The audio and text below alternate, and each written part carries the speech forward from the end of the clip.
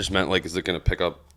I forgot that this had a mic too. No, that's fine. Fuck it. That's just headphone jack, so it just reads the 1/4 inch. It doesn't read your mic. That It's would be fucking hot up here, dog. I meant to crack a window. You want me to hear? He always fucking kicks ass upstairs. Yeah, because it's like a pitched roof. It's a house that's designed to be warmer upstairs. Yeah, it's like a nice cool day too. We get a cross breeze going. I'm retarded. I know. Yeah, that's right. Yeah, you're good. The 2 cord. Yeah. I have those like ghetto Home Depot ones where you just grab the bottom of it and like lift it up. Yeah, as hard as you can. You don't even yank anything. You just have to grab the blinds and move them manually. Woo! Come on. Taking my pants off. You can if you want. This is good content. I like how with you, it's like it's just me laughing at fucking like retarded people and like idiots on YouTube, and then like everything I send to Tina is just like Hamas fucking combat footage. Did you see that today? No. I woke up late. I missed everything. Cheyenne, get out of here. Hey, puppy. Who the puppy? She's the puppy. Hey, the puppy. She is. Hi. She's being a menace though. Are you a menace? She is. She's absolutely a menace. Are you a terror? Dude, she is a terror at my dad's office. Absolutely. All the time. Biggest terror ever. Get out, stupid. Come on. Hey. Don't go that way. No, come on. Back this way. Come on. We're experiencing some technical difficulties. Difficulty. Yeah, it's like literally that scene from The Simpsons where it says like technical difficulties and it's got a dog ripping the cord out of the camera. hey, speaking of, don't perfect. Don't do that. And we're live. Yeah, we're good. I think I already did that. Anyway, fuck. I don't know why I had a fucking thought, just a random opener. I thought it would be funny to. Have you ever heard of the band Mac Sabbath? No. It's a Black Sabbath cover band that they sung by Mac Miller. No, sung by a guy pretending to be Ronald McDonald. And I thought it would be funny to do like a knockoff, like a parody of that parody, and just do like a Burger King or like a Wendy's version of like just rewrite all Eazy-E songs and call it Cheesy-E. Very cool. Yeah, just wear a hat, no condoms. Cheesy-E, yeah. There's got to be a different place other than Burger King you could do. I know, like Burger King isn't specifically cheesy. I know. Like I said, Cheetos. Maybe, I don't know, Chester Cheeto. Yeah. Cheesy. Just gotta be something cheese rap related, about fucking dude. cheese nips or something. Little Caesars. I don't know. Oh yeah, that's a good one. $5 AIDS and ready. I don't know. There's enough needles out front of the Little Caesars.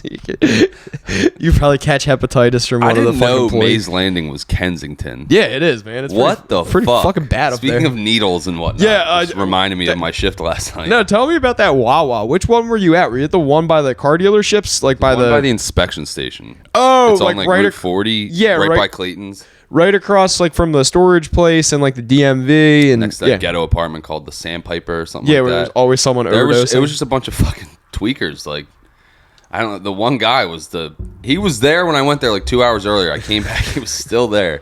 He was just getting a bunch of 2 liters. Let me guess, Fago. A bunch of 2 liters of Mountain Dew.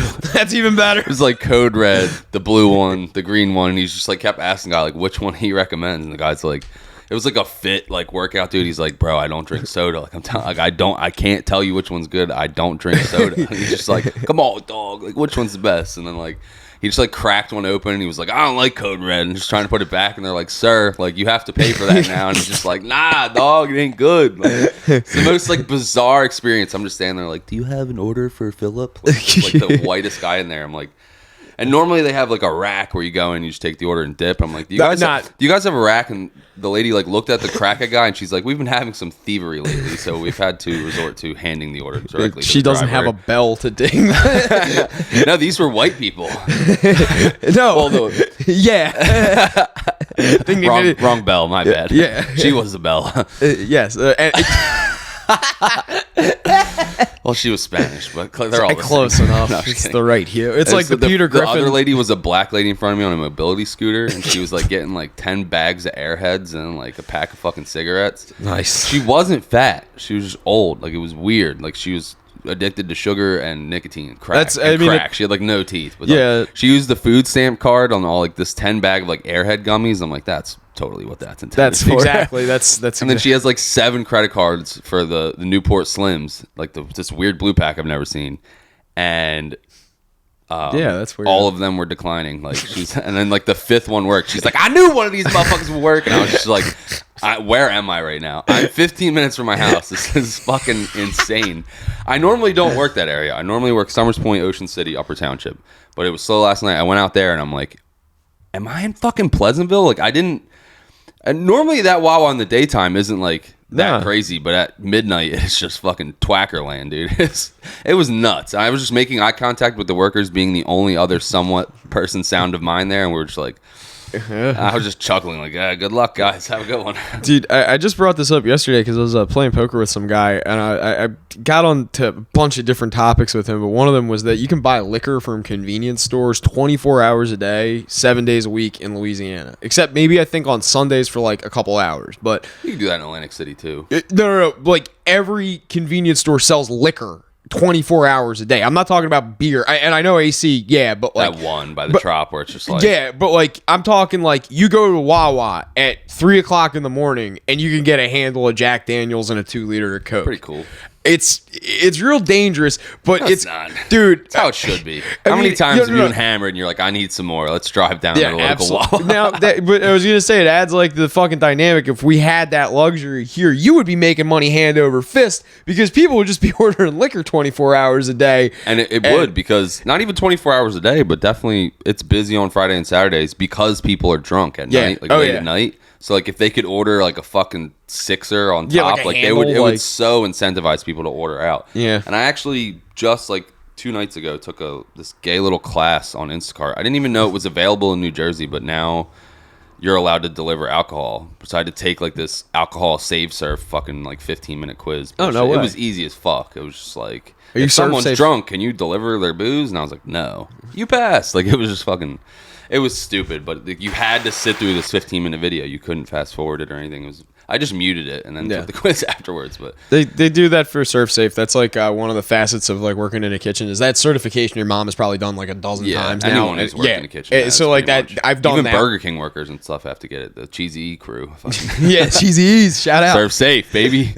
It wasn't actually ServSafe. It was just like the Instacart alcohol certification or whatever the fuck. No, I know what you mean though. That is like a fact, because like I had to do something like that for bartending school, and the bartending school one's fucking hilarious. Like the one I took for Raising Cane's was the funniest by far, just because it's like a 2-hour presentation. Like you have to sit and scroll through a mandatory like PowerPoint that's 2 hours long in its time of how not to sexually harass your coworkers, and it was giving me ideas that you shouldn't put in my head. Yeah, this guy's pretty good. I was like, that's a good idea. Like, I never would have thought of that. There's one where it was like you cannot exchange shifts for like sex and other like specifically. Well, why not? This is America, isn't it? But like they give you examples, and it's like all these like still PowerPoint like stock photo people, and it's like a black, like, you know, your black biracial fucking couple or whatever, and then the aggressive white manager asking like, hey, if you let your girlfriend come on a date with me, Tyrell, I'll let you guys have Sunday off together. And it's like, is this acceptable or not? And absolutely. It's like it's the other way around, you fucking Why do you assholes. even want to be a manager if you can't do that? Just do the real fucking thing. I want to go on a date with Tyrell's girlfriend.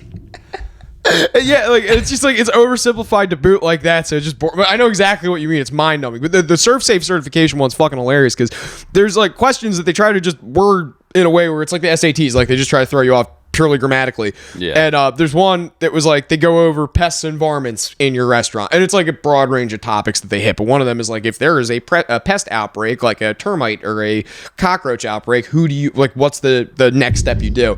And it's like, do you call the health inspector? Like, do you manage the problem yourself with like over the counter stuff? Do you call like the Terminator? The exterminator, not the Terminator. I'll be back. I'll be back to flip the burgers after I'm done with the roaches. It's not a bad Schwarzenegger, actually. Pretty good. I couldn't think of a line from the movie. That's the only one I had. There has to be a more poignant line for that instead of Your I'll be fries, back. give them to me.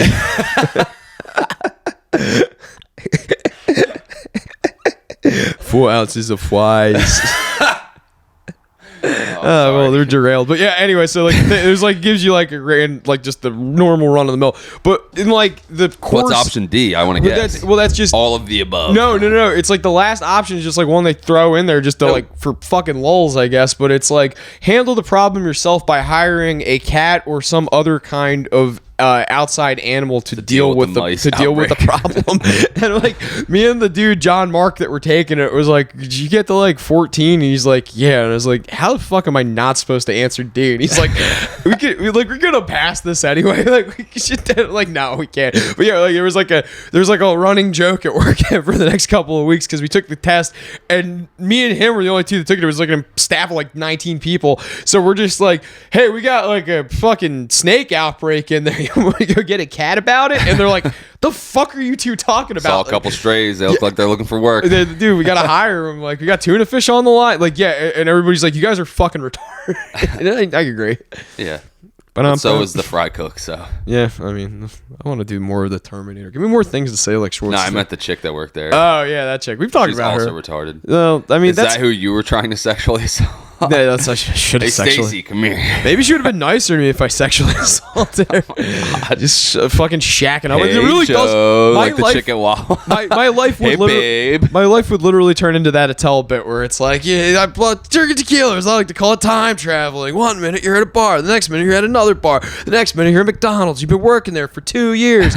You're a manager. You're banging the chick on the fry later. They say she's retarded, but those titties ain't retarded. Yeah, that's like literally that could have been my life if I would have stayed in Louisiana. If you knocked her up. Oh, is that even legal? What's the legality of knocking up a mentally challenged person? Sorry to offend. They give me the death penalty and then in Louisiana probably. Yeah, and then make her raise the kid. Like, I don't know. With no help. Just shotgun. I don't know. I honestly have no idea. That place is so. Do you think if you knocked up a woman with Down syndrome, what are the odds that the kid comes out with Down syndrome? What are the odds that like they haven't like I have it's gotta be like 50-50, right? It's something. I mean more than that probably. There's got to be some kind of like genetic like barricade on there. Those midget or dwarf shows, whatever the PC term is. I'm cool with it. I'm of the demographic. I can say midget. My bad. Midge. There's no hard R's. But those shows, like they would have kids, and like half of them would be midgets, and then the other half would be like taller than me. I think dwarfism's like a recessive gene, whereas like a chromosomal thing's like a DNA imperfection. I think like so it's like a roulette wheel. Like every spin, it's just it's a free chance. Like you never know. Like from like what I understand, it's like I think like people that have specifically Down syndrome. I don't know about like the broader range of shit, but like I'm fairly certain most of them are like genetic dead ends. Like they're just genetically incapable of like they might get like periods. They might be infertile. Yeah, like they might be like able to ejaculate or like that out. Yeah, I guess I don't. But I might be oversimplifying something. I mean I'm grasping at straws here. Someone in the comments can fucking probably Google this and make you obviously heard the Shane bit about the Down syndrome dudes. What, with the fucking grilled cheeses? Yeah, his uncle Danny. He's making them at fucking night. Fucker. I'm not. I'm totally making. Well, no. And then he goes into how like he's like, I don't think being gay is a choice, but every guy I know that can't think fucking loves pussy. Like Down syndrome dudes love to fuck. Like I don't know if they actually do, but like they like the idea of it. My buddy, all right, so my friend, he didn't have Down syndrome, but he was mentally challenged. And, like, when we were going through puberty, he was, like, humping the arm of the couch and, like, going bananas, dude. Like, he just had this giant donger.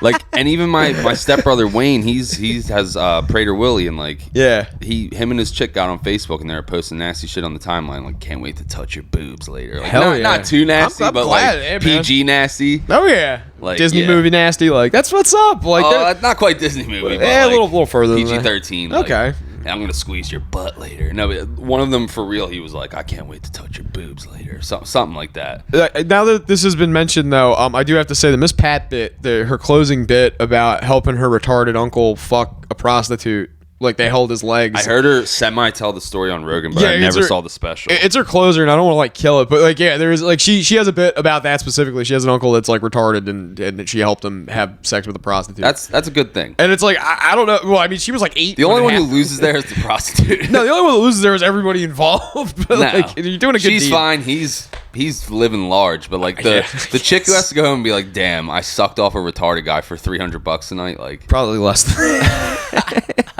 Dude, The small 40. Someone on 4chan was like saying how they don't think that strip clubs have like, and I mean we've been over this like a million times, but I actually like realized something. Like strip clubs are like a litmus for like your ability. Like I don't think that strip clubs in a sexual sense like make much sense. Like, and I agree wholeheartedly with that. They are very uncomfortable if that's not like if you go in there and you're not expecting to be like put into a very uncomfortable situation, you're just gonna be completely blindsided, and that's how you get taken advantage of because like it's meant to be like risque and sexy and there's nudity and everything is very touchy-feely, but you're not supposed to, and it's like I get it. Someone was like, though, it's like a waste of money, it's a waste of time, it's like a waste of like an experience because you're paying for like seeing something that you could see on the internet. But I'm like, no, what I think strip clubs serve is I think they serve as a litmus for like how well you deal with uncomfortable situations and like how well you can keep your cool when shit that you're clearly uncomfortable with and you're like not supposed to like societally be like engaging with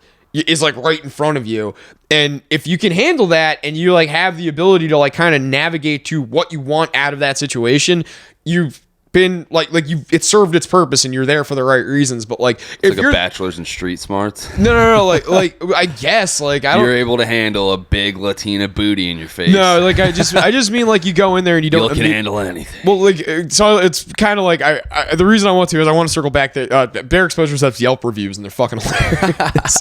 And it's like all just like you can tell it's just like a bit of a reach where you were going with that, depending on how you perceive it. I'm sitting there like, being in a strip club is a litmus for how you can handle real life challenges. No, because we were talking about like retarded people and like sex, and it's like these are clearly like mentally not all there people. Like they're not just like drunks. The workers or the fucking Yelper, the people that are Yelp reviewing. Okay. Like she wasn't shaking it like she meant it last night. No, it's like Bear Exposure's brought the B team. It's like someone that writes with the same enthusiasm that you see like an Amazon review for like a Hello Kitty lunchbox, or something like that. It's got that same like there's something off about this person where you're taking way too much time and like had to Google some of these words like a la Stanhope, where it's like I need to make my point, but like I need it to sound like I'm in this place for a different reason than I'm going there to try and solicit sex. I view dance as art. Yeah, sort of. Wasn't trying to get tugged off in the back. But no, like it's like it basically starts as like I entered this establishment with my head held high, being a classy gentleman, and then a bunch of random articulate words that don't really coincide, and then it's like I paid $3,000 and I didn't even fuck anybody. And it's like. I know you're like a half fucking wit that went in there like probably a little loose. They pulled you off the boardwalk like one of the barkers or whatever is like, yeah, free limo ride. Dude, like it's like it's just midwits that get fucking taken. They got us at Shep's birthday party or bachelor party. Yo, I'm having my birthday. Dude, he just flagged us down on the boardwalk. He like knew what time it was. Yeah, man, they know. He gave us like some. We got like $5 off or something like that, and then he was like selling Percocets right in front of the strip club, like open air drug market. Yo, AC is a fucking different world, man. Yeah, dude, it was wild.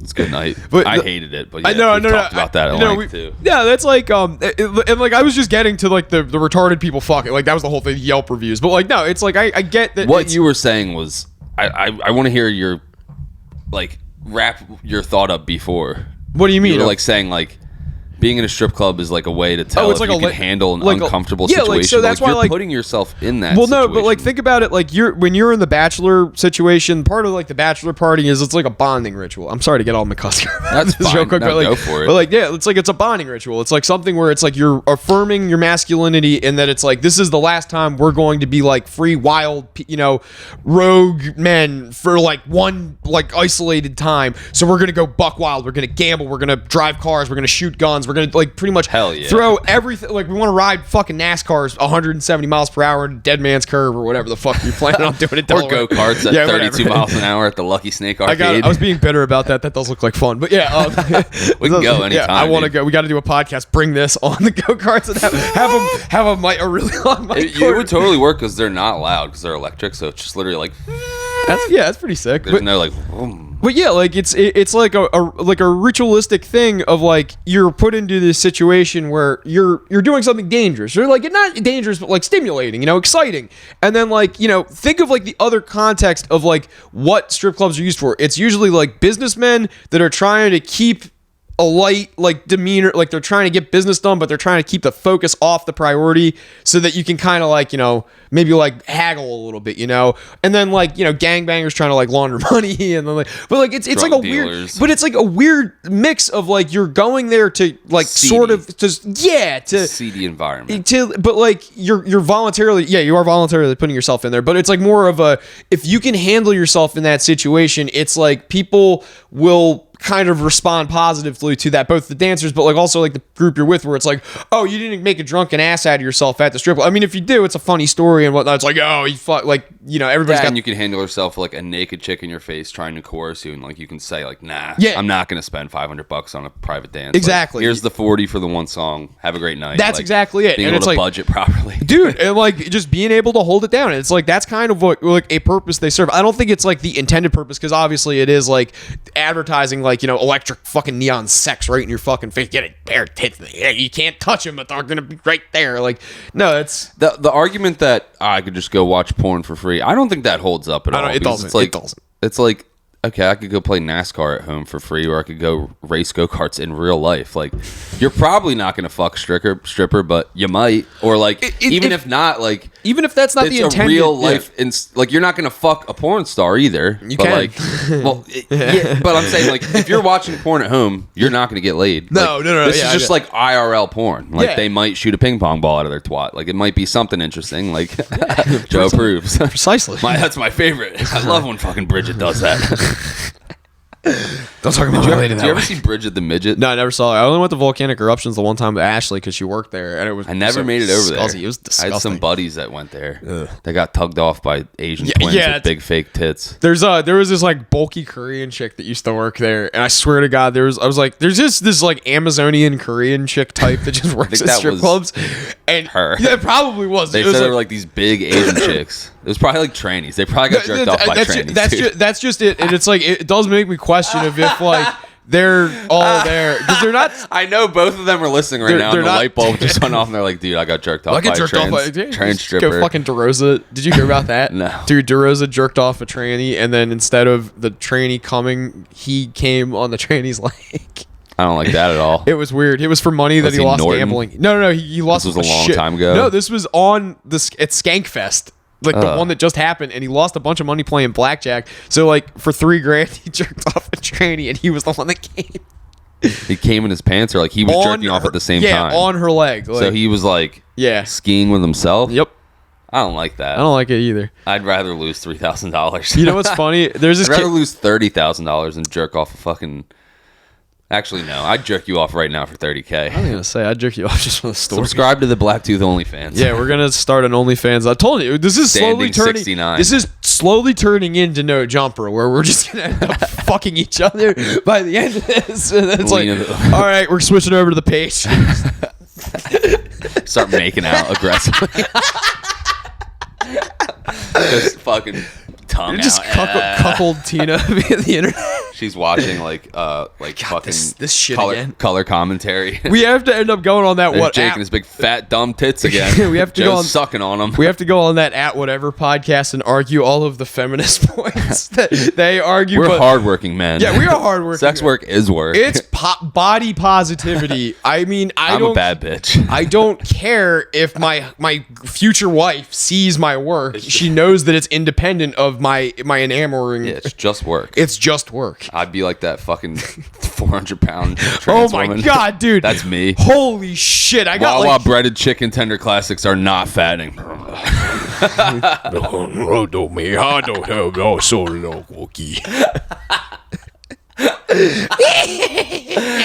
fucking edit is so funny, dude. Bro, what's her name? It's like Baddie or something. It's literally like certified Baddie, and it's like this fucking giant toad. Shamu. Not even like she just looks like a Shrek. She looks like a monster. Dude, there's this girl that Jamie can verify this. There's this girl I used to pal around with in Raleigh, and I won't say her real name, but her nickname amongst my circle of friends was Shrek. There was this big booty There's Latina. a Shrek around here. There's this big booty Latina chick, and it's like she smelled bad. Like, and like what's Big booty? Dude, like big everything. In a good way? Nah, like I big mean, but she everything. had a nice ass though. Like I mean, I didn't mind it. It was She like had a great ass. she had a fucking muffler on her, Joe Rogan. It just would not quit. But yeah, like she was a working, not like a working girl, like a prostitute. But she was like hustle. Like I forget what the fuck she even did, but she was like work. Like I think she worked at Trader Joe's, but she was like a manager or something. But she worked like 16 hours a day, and then like her little like 8 hours off was like 2 of which she'd come out to the bar and get as plastered as she could with me, and then we go home and fuck. Oh wow. And, yeah, and it was great. I mean, but she was just kind of like we had. It was a chick you dated?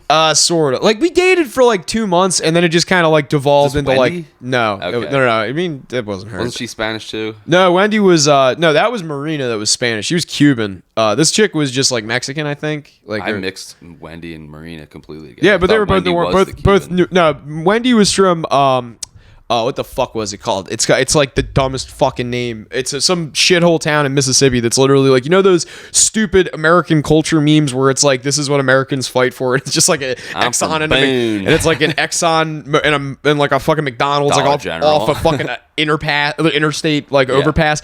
Like that's literally where she's from. It's called like Interpass Interpass Mississippi or something like that. Meridian, Mississippi. That's what it's called. But yeah. It like literally is just a giant truck stop, and I found this out too. You know when babies, because you have Vincent, like you know how they have that fusion on their skull that happens like while they're developing. It's like not the soft spot, but it is like a fusion. So I only knew about the soft spot. So I there's don't know nothing. Yeah, there's like a skull fission that you can have, and it's when like it's something with your just the way your bones develop when you're in the womb, and it's like you can end up with this like kind of like fin in the middle skull. of your.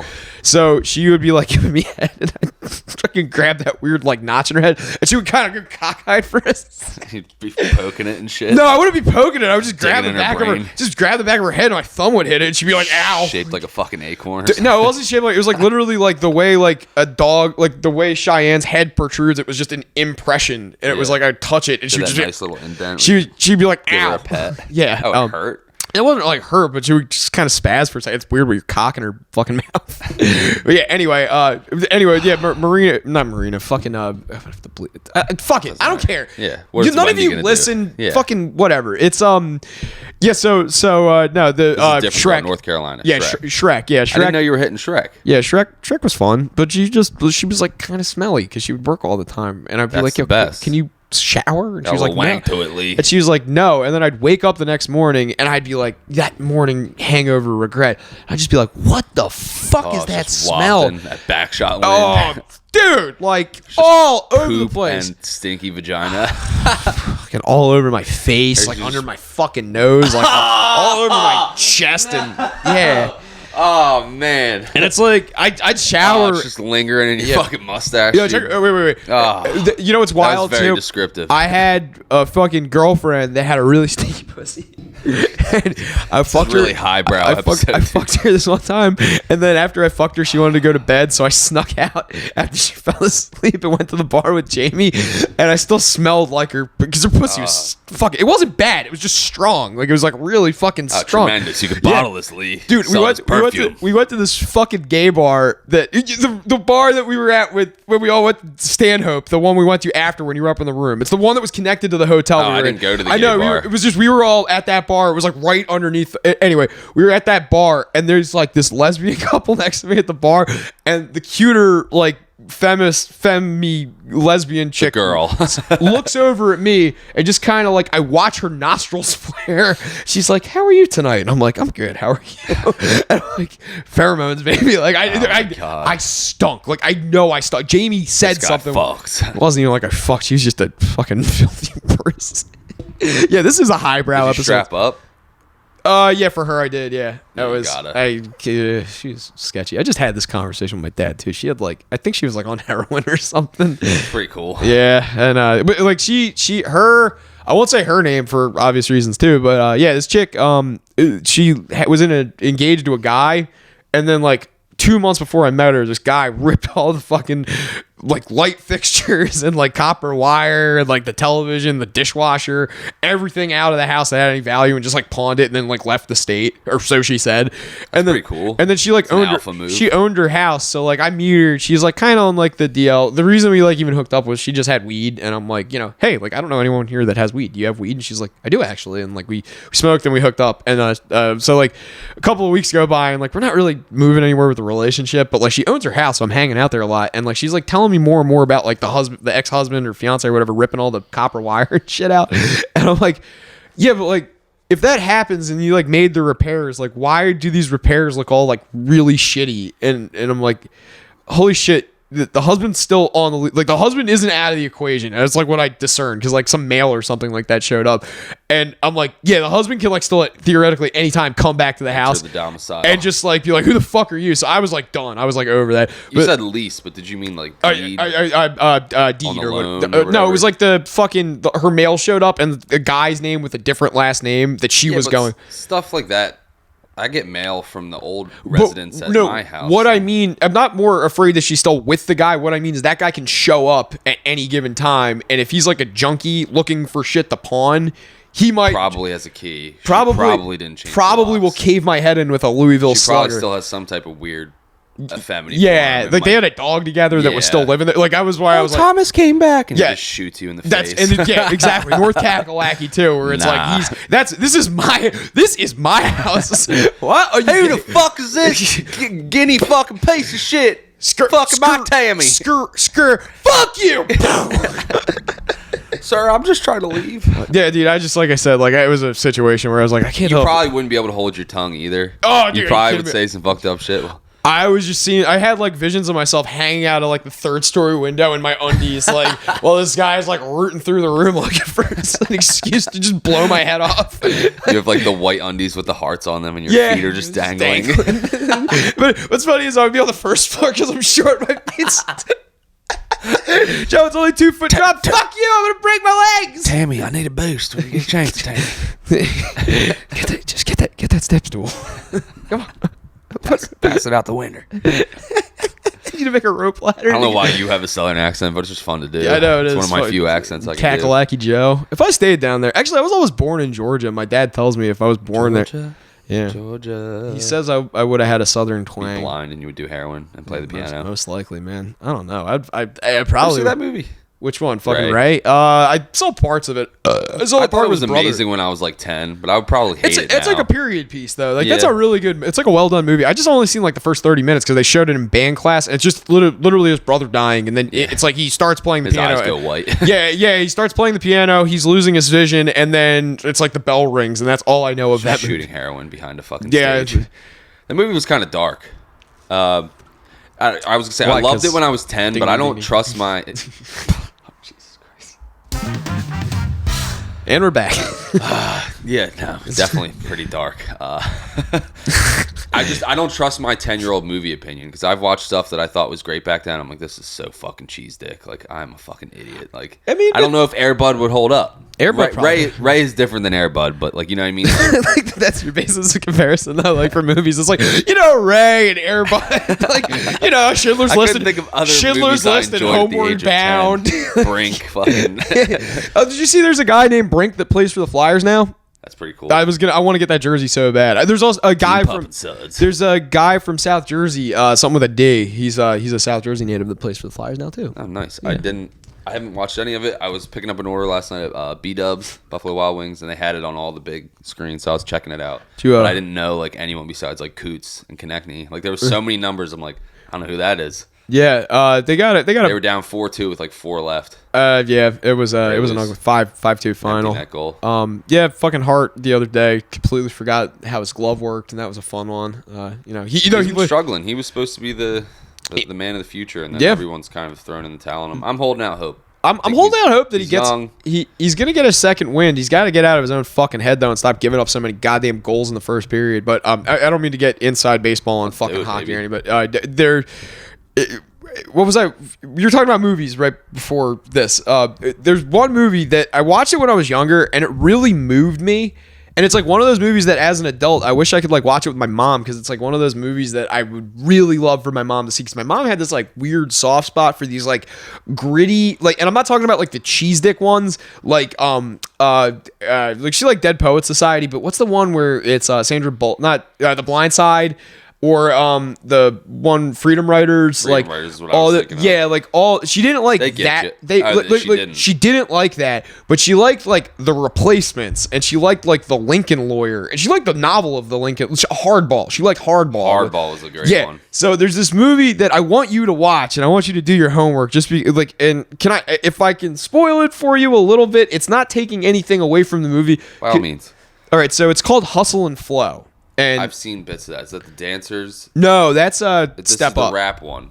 Yeah, I've seen little bits of that. so I've seen the trailer. I wanted to see that so bad when I was a kid, and it's just one of those ones Bro, that slipped through the cracks. I remember the trailer. Rent it tonight. All out here for a pimp. Yeah, dude. I remember it. But I All never the saw it. songs are fucking bangers. Like if you liked rap, like we talked Memphis, about this on here No, before. I talked about this to you over like the phone or something like that, because I was like, we gotta talk about. You gotta see this movie. We gotta talk about it. But like, there's just it's cheesy because there's. Like, I'll break the plot down later once you've seen it, because it's so fucking funny. The point of the moral of the story is so gross and like just disconnected from like like what you're seeing is like this like up and up like. Yeah, like like it's theoretically like a parallel that you could draw to having a podcast like we have, where it's like these two dudes that just want to be like, one wants to be a rapper, the other one wants to like be successful, like a successful producer, and be taken more seriously for like what his craft is. And it's like this like midlife crisis that both of them experience simultaneously, where one is more legitimate, one is real dirty, and the hybridization of the two ends up with them both achieving their goals. And like there's all these like ragtag characters along the way that come along. And it's like a really kind of wholesome movie until you like actually get to the specificity of it, where it's like about like pimping and like fucking selling weed to fucking buy off your neighbors. It's like, it's hilarious, and it's like the moral of the story is so just gross that like Like this guy's the protagonist, but he's like, yeah, it's so total piece of shit. so but you're rooting morally for him. disconnected from like what like the overarching story and like what you're seeing. It's so fucking funny though. But yeah, like all the songs are bangers, and like if you like Memphis, like Southern, like low and slow, like 3-6 Mafia hip hop, say 3-6, baby. it's like that exactly. What's his name? Luda is the fucking the other. Yeah, he's like the antagonist rapper guy too. So not Anthony Michael Hall. Anthony the fucking dude from not Modern Family, Blackish, and yeah, I don't know. He's in fucking everything. I recognize his face, but yeah, he that guy. But yeah, Scary Movies. He's the guy with Kevin Hart. Like the two of them are the two black relief in Scary Movie movies. I feel like Ludacris kind of gets slept on now. Yeah, he hasn't dropped anything in a long time. He was in Fast and the Furious movies. He's great in those movies. Not actor wise. I'm saying music wise. I don't really know. He had some. Yeah, he's one of those ones where he was a hit in the early 2000s, but he has some deep cuts that like weren't on the radio. My favorite one is called "Last of a Dying Breed." That man can rap. Like that shit is fire. He's not just a commercial radio artist. Like he had another fun one from my stoner days in high school. It's called "Blueberry Yum Yum." That's a good weed song, man. It really is. But yeah, if you like rap, listen to Ludacris, "Last of a Dying Breed," and then if you're a fucking pothead, listen to "Blueberry Yum Yum." That's a classic. You're actually like a deep rap nerd, because like mine's like super surface level. But what's like the cheesiest rap that you think you like actually bang out to, like that you really enjoy? Because mine is like Andre Nicotina. I don't know who that is. Ayo for Yayo. He's like, it's just the fucking. It's like I thought that was the artist's name. You meant Andre 3000? Well, yeah, whatever. It's Ayo for Yayo, the fucking song, but it's like his. I'm not gonna play because we'll get fucking copyright, but I'll send it to you. It's not after. the guy from Outkast, right? No. Okay, no, yeah. I thought you meant Andre 3. No, not him. It's like Andre Nicotina is the guy's name. Yeah, I think but it's like I know the song. It's like this like early 2000s like really crappy, choppy, like just like it's him and a Casio keyboard, and that's the whole fucking song. I'd have to say what was your question again? Just like what's like the cheesiest, but like you Drake. bang to it. Drake. Okay. Drake. It's got to be. Yeah, because he's this like one real is pop. called what the fuck? My phone's over there. It's a recent one. I can't think of the name, but I need someone to be patient with me. I need someone. Yeah, they play that in Wawa. That shit's fucking cheesy as fuck. They really play that at Wawa? Yeah, I heard it in Wawa the other day. It's called like "Rescue Me" or something like that. Yeah, or it might have been at the bowling alley. Take me out the club. Take me out the trap. Yeah. Take me off the market. That shit. I love that song. I might have just heard it on the radio or something, but yeah, I heard it. It's like Someone it's catchy. Rescue me. He's singing on the whole hook. Drake, he is a cornball, but I do like. I like Drake. I don't know, and I know he doesn't even. Meek exposed him. This is more rap inside baseball, but Okay. I loved Drake, and then during the Meek and Drake beef, Meek is the Philly guy. I'm pulling for him. Drake, it's like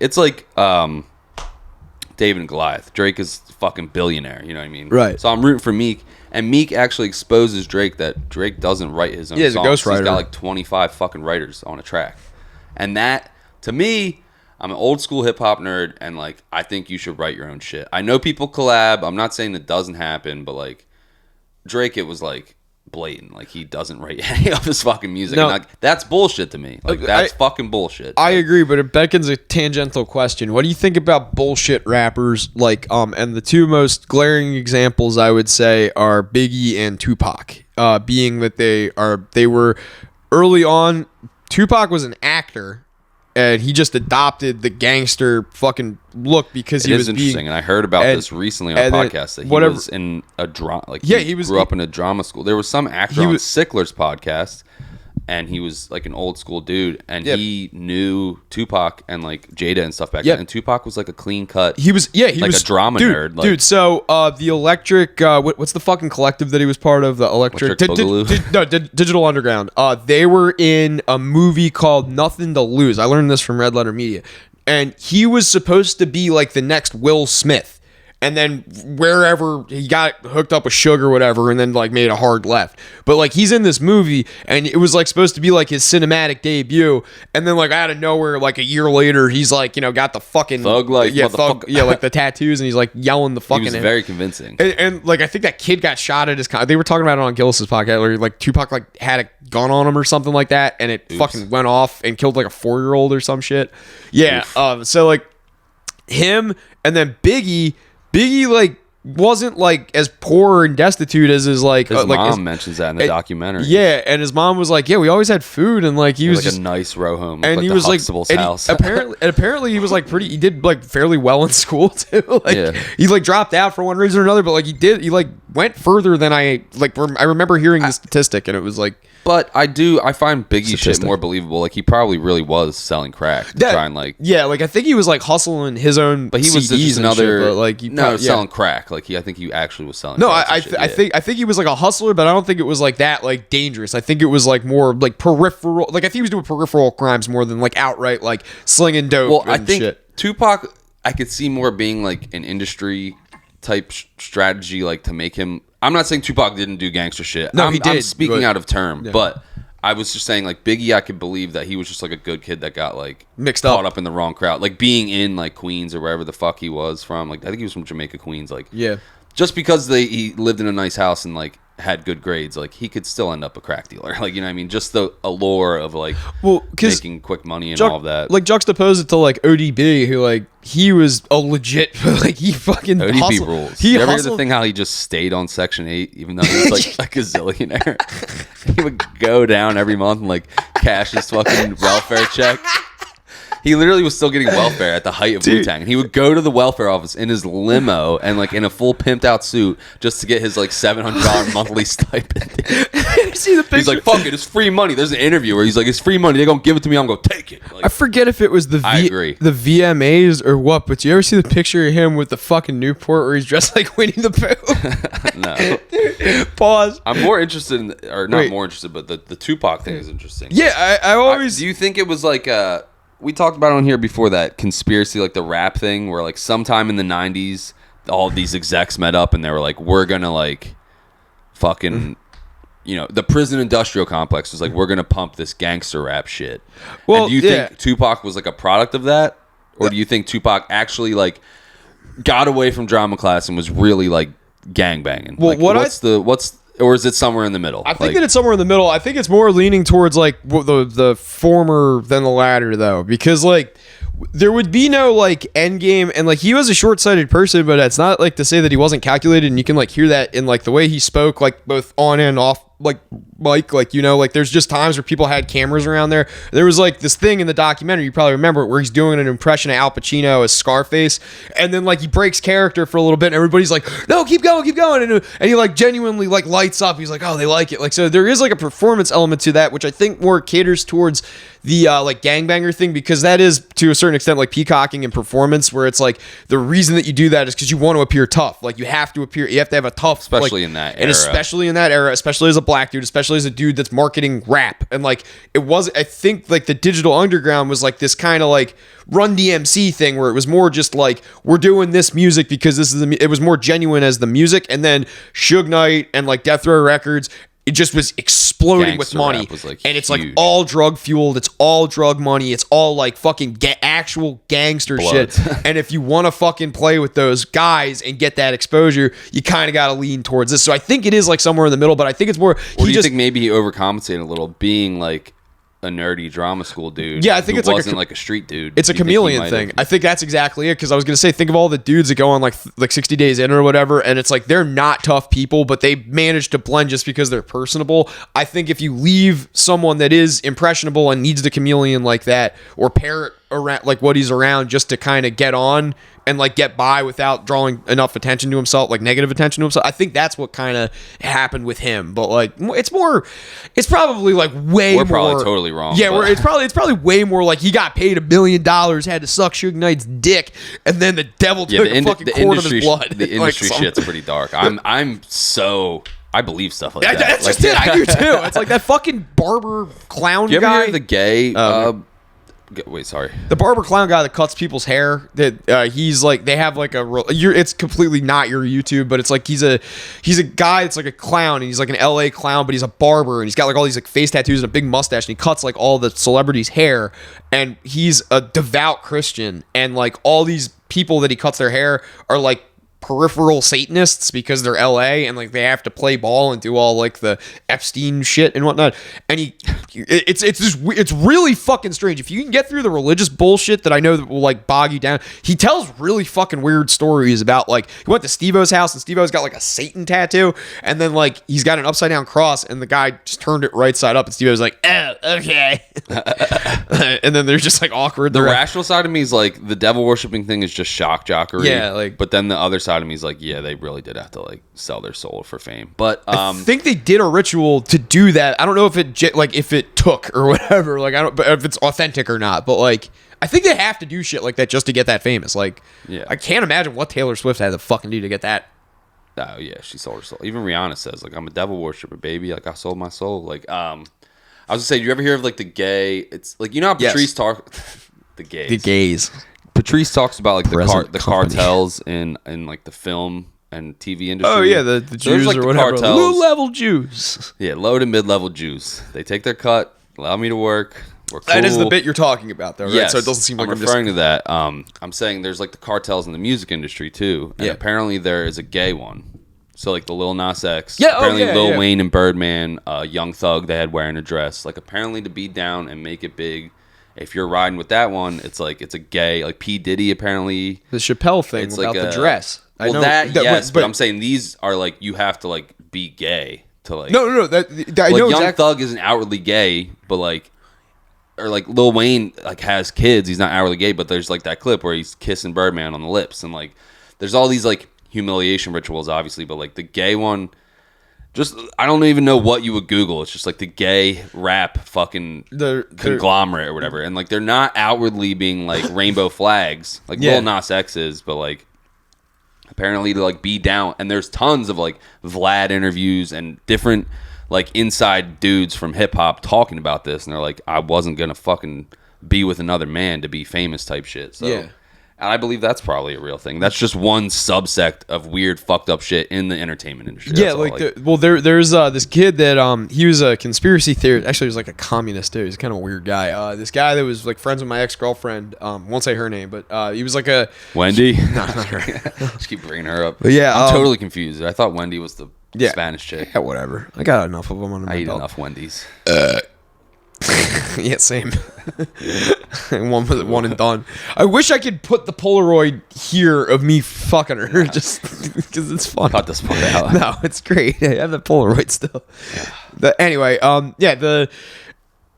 there's this guy that was friends with my ex-girlfriend. We were over at his house smoking weed one time, and he brought up this thing, and he was like, "Yeah, it's an entertainment." Not like it's not contingent on whether you're like an actor or like a musical artist or like a direct, like anything. If you have representation in Hollywood in some facet, or New York or whatever, there's this like hazing ritual that they do to all black men. And I'm not just saying this out of my ass too. This guy's gay, and he was like saying it's a thing that like, if you're in certain circles, and he did like theater in high school and college and shit like that. So he knows kind of I have a feeling like he's sniffing up the right tree, but he's not like really letting on everything he knew. But he was like, yeah, there's this like initiation thing where they want you to be in drag, and it's like you have to do it publicly, and there's a certain time in your career when they release you into public in drag, and it's all all contingent on like all these other factors as to like, it's comedy or it's no, more like where your career is at and what the pivot is from you appearing in drag. So like the Wayans brothers doing White Chicks gave them like this springboard, like, and that was like the example that I remember him using. It's like they did that, so they got this. That was like next level, and it's like, yeah, it's like a real public thing. But then there's like this other thing with like it was before, normally disguised under the guise of comedy. Yeah, or like you know, like Dave Chappelle talks about it. Like, yeah, it'll be funny. He's like, I ain't fucking putting on that wig. Like, or like performance where like they made like, because the Daniel Radcliffe, different race, different like thing. Will Ferrell, like there's so many different actors. Yeah, examples of it. Daniel Radcliffe, the Harry Potter kid, he had to do Equus or whatever. That was like some kind, allegedly, like that's another hazing circle, is that you have to perform naked, but like you can't perform, like you can't just write yourself a play where you just perform it naked. You have to do something degrading in the play. And like there's one where it's like someone has to get like actually shit on or something in the play. Blippi. Something you know what I'm talking about? No, what is that? Blippi is like a YouTube kids sensation. Like Miss Rachel? Yes, he's like Hell the male yeah. Miss Rachel, and it was a couple years ago. I know what you're talking about now, but did you ever watch the No, clip? no. Tell me what. Yeah, fill me in. His name's like Steven something, and his old name, it doesn't even matter. You can just look up like HarlemShakePoop.com. But this was back in the era 12 years ago when the Harlem Shake was going around. That's stupid. You know, everyone knows what I'm talking about. And he was this was before he was doing like kids content. He was trying to go viral. So he's standing on a toilet butt naked, and they're like doing the dance or whatever. He starts out sitting on the toilet just doing the dance to the song, and then the beat drops, and then he's standing on the toilet like bouncing his ass up and down, and there's like his roommate, I'm presuming, like a guy laying on the ground with goggles and a shower cap on, and this dude drops. He drops like a 60-mile-an-hour shit like directly onto this guy, and it's like a splatter and a log, like it's like all liquid, but then a log plops off the guy, and he's laying there like gagging. I'm gonna send it to you later, or you can just look it up right now. No, please do. It's called HarlemShakePoop.com. Oh, okay. But somehow it was discovered that this was Blippi. Oh, and he got kind of like canceled. Is he still on YouTube making? It's a different actor doing Blippi now, but he created the Blippi brand. Oh, so like they just pushed him out of his own thing, and kind of, okay. but like he used it as an excuse so he could produce more content, like more pornography. More poop. Buy a lot of laxatives. See, when I first watched it the other day, I thought he was the one laying on the ground, and I'm like, that's dedication to the craft. But then everyone in the comments was like, no, that was him. He's the pooper. Shitting on the guy, and like, why is this kid's content? And then other people were defending him, being like, who hasn't done dumb stuff in their 20s? But like, if you're like being a children's educator, you probably shouldn't have like scat videos on the internet. I don't know what the hell's up with Miss Rachel. I'm sorry to keep circling back to this, but this is blowing my fucking mind. Because like Bluey, I can kind of fucking understand because it's like an animated show for kids and it's got context. So like putting your kid in front of that and just like letting them watch, you know, Bluey all fucking afternoon, it's like they might retain a modicum of like something positive or like some kind of message, but like, is Miss Rachel just literally on because she like is like a frumpy kind of like homely looking chick that the dad's like? So there's a story behind Miss Rachel. Okay, yeah, like fill me in. She has young kids. I think she's a teacher. Okay. And her one kid wasn't talking. Like he wasn't deaf, but like it was tough for him to learn how to speak or something like that. He was like 3, 2, whatever the fuck. So she does like these, like, it's basically like teach kids like words and like speech it shows pathology? her mouth. It's like oration, fucking like. Okay. So like it'll zoom in on her mouth when she says something. And, my favorite. You got a purty mouth, Miss Zooms Rachel. it on her ass when she shows you how to do the potty time. Like Mr. But it's Blippi or basically whatever. it's like to help kids learn how to speak, and it is educational. Okay, But it is very annoying because she repeats things a lot and like Dora. talks for kids, kind of like. Well, because the She fucking dresses like Dora. She has like overalls and a pink shirt. Yeah, I was gonna say the cosplay thing was like really fucking weirded me out because I had to Google her and the first thing that comes up was like all this. Like, Why is Miss Rachel's nipples pierced? no, yeah, that literally that, and then like how to get my wife to dress up like Miss Oh my Rachel for God, Halloween. Jesus Christ. Yeah, like it was just subreddit. But that's the dark arts right there, That's brother. what I'm saying. Like I was like, what the fuck are you showing me right now? Because like if you Google it, that's the first thing that comes up. Well, I also have Safe Search off, so There you go. I mean that might explain. Miss Rachel started as like she was trying to help her son Kid. learn how to talk, Yeah. and then she like kind of. I think it was during the pandemic or something. She wasn't teaching. Morphed it into a YouTube channel, basically to help other kids today, Junior, to help other kids, you know, with the same issues. And then it just kind of blew up, and she's got like 10 million subscribers, and like Why? if you Google her net worth, it's 10 million, but it's probably nipples pierced. Nipples her pierced. shit. And then she has like a bunch of like Only defunct Broadway actors and shit on there. Like, Oh, okay. There's like a cast of like 6 or 7 other randoms, and apparently they're all like former like Broadway people, Okay. and they just like sing songs. And Have you ever- I hate how much it zombifies my kid. That's the point. So if I need him to like sit still and shut up, you know what I mean? You just put like if I'm trying to change his diaper and he's spazzing out, pull up Miss Rachel on the YouTube on my phone, hand it to him. He doesn't fucking move. Like it's just like this lady has like a trance over him. Like it's fucking mind-boggling. And other parents like report the same thing. I mean, I know other kids watch like Cocomelon and all this shit. My kid, he's never seen Bluey, he's never seen Blippy, but fucking You know what he Yussel's loves kid? Miss Rachel. You know what Yussel's kid fucking watches, and it's fucking hilarious. Rocket Power. No, Yussel's kid watches metal, like heavy metal music videos, and his favorite band is this band called Avatar. And now he's like 2.5, if not 3 or whatever. So if he wants to, instead of like most kids would be like Blue's Clues or like, you know, Dora, or He's like Slayer. he marches around going Avatar, and then like moshing. It's like He's gonna need counseling. no, he's the best. He's fucking hilarious. He's the most like he will say. The music isn't the problem, but the fucking fucked up imaging to show a 2-year-old. No. It's heavy like metal music videos. No, it's not like they're not like Gwar. I'm picturing. No, well, I tell him every day. I was like, you should show him Gwar. He's like, no, not yet. Like, when he's 3. yeah, like when he's 4, maybe. My dad showed me Apocalypse Now when I was 2. It explains a lot, but I'm all right. Yeah, I don't know. My mom comes home. My dad has me. He's got me on his lap, sitting on the ground, like 5 feet away from the television, and we're watching Apocalypse Now. My mom's like, "What the fuck are you showing this?" And he's like, "I thought he'd like the helicopters." Really, he just wants to watch it. Yeah, he has to watch absolutely. you at the same time. So Absolutely. He's trying to find a fucking compromise. Yeah, he's trying to find like silver lining in there. It's like my first words were, "Charlie doesn't surf." What the fuck do you know about surfing? You're from goddamn New Jersey. Yeah, Never saw that one, eh? No. Damn it. I fucking slept in History Through Film. I don't care. That was a great movie. What are you talking about? That's a fucking beautiful movie. Didn't I try to? We had this whole segment like a year ago where like I tried to watch it and like I just wasn't in the fucking mood and I just was like, this movie stinks. It's the Vietnam one, right? No, you watched Full Metal Jacket. Yeah. That was what you watched. No, That's but another this is classic. Fucking gay. I just wasn't in the mood It was for a war the movie. day Ron died or whatever. He tried to watch it. It was like, Yeah. I'm gonna have Arlie Yeah, Ermy fucking yell at me for That's 45 funny. minutes. I wanted to segue into that. It's coming up. I don't know if we're going to record before the 8th, but it's coming up on 1 year. And I've been having a real tough time, you know. Panic attacks to the point where, like, your extremities are tingling because you're hyperventilating so much. And I've just been really having a fucking mentee B about it. So I was in the shower. Pause. Mentee B. Yeah. It's What like are you, a fucking chick? It's like a TikTok unalive style Jesus term. fucking Christ. Suicide. Yeah. Fucking kill yourself, faggot. There you go. We're off the algorithm. I've been having a mentee B, a mental breakdown about Ron. Just because it's, I mean, the whole year has sucked, but the closer you get to the anniversary, it just becomes more forward in your mind. You know what I mean?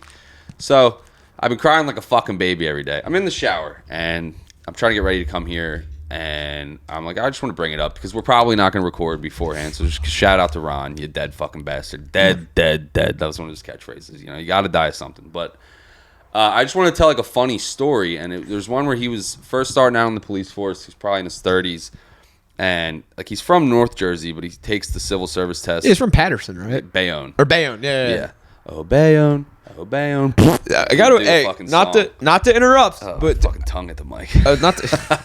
Not to interrupt, but yeah, those stories were really fucking cool about him and like how tough he was and like how like he wasn't tough. He was a fucking pussy. But no, yeah, come on, not so tough now, Ron. Yeah, Ron, try to hit me with your wheelchair, telling me to fuck myself. Fuck you, Ron. He wasn't like a tough guy. No, but like the stories that his buddies were telling about were, you know, when he was up north were pretty gritty. I mean, like they weren't like, you know. I don't remember. I know you might have been. I don't remember any. I know you were worried about speaking. I know that much. And I was just like, beside. It was like an out of body experience, being like seeing him in the coffin. It just felt like a fucking bad movie. But yeah. The one story that came to mind is I remember a bunch of cop stories, but it was when he was first starting out. He had like, so he took the civil service test and he was trying to become like a New York City cop. Okay. But he ended up landing a job in Ocean City, and he literally got the job offer or whatever, and he had to look it up. He'd never heard of it. Like North Jersey dudes, they go to like Long Beach Island and like, or not Long Beach Island, they go like to like Seaside and stuff. They don't come all the way down to fucking Cape May. You know what I mean? So he'd never even heard of Ocean City. This isn't even the funny part, but I guess I'll just riff. He had type 1 diabetes, so like back then he had to fucking he had to shoot up in the cop. No, they didn't want to hire him. Great. Oh, so he had to sue his way onto the job to get on Ocean City. So like that's a whole long story short. But I don't know where in the timeline he was an undercover narcotics officer in Cape May, like Cape May County, like Wildwood area or something. There was a bunch of like they got like people selling weed and heroin out of pizza shops. Like the mob's reach, they were going after like mob drug dealers, and it reached all the way down to Wildwood. Like there was like drug dealing pizza shops back then. Yeah.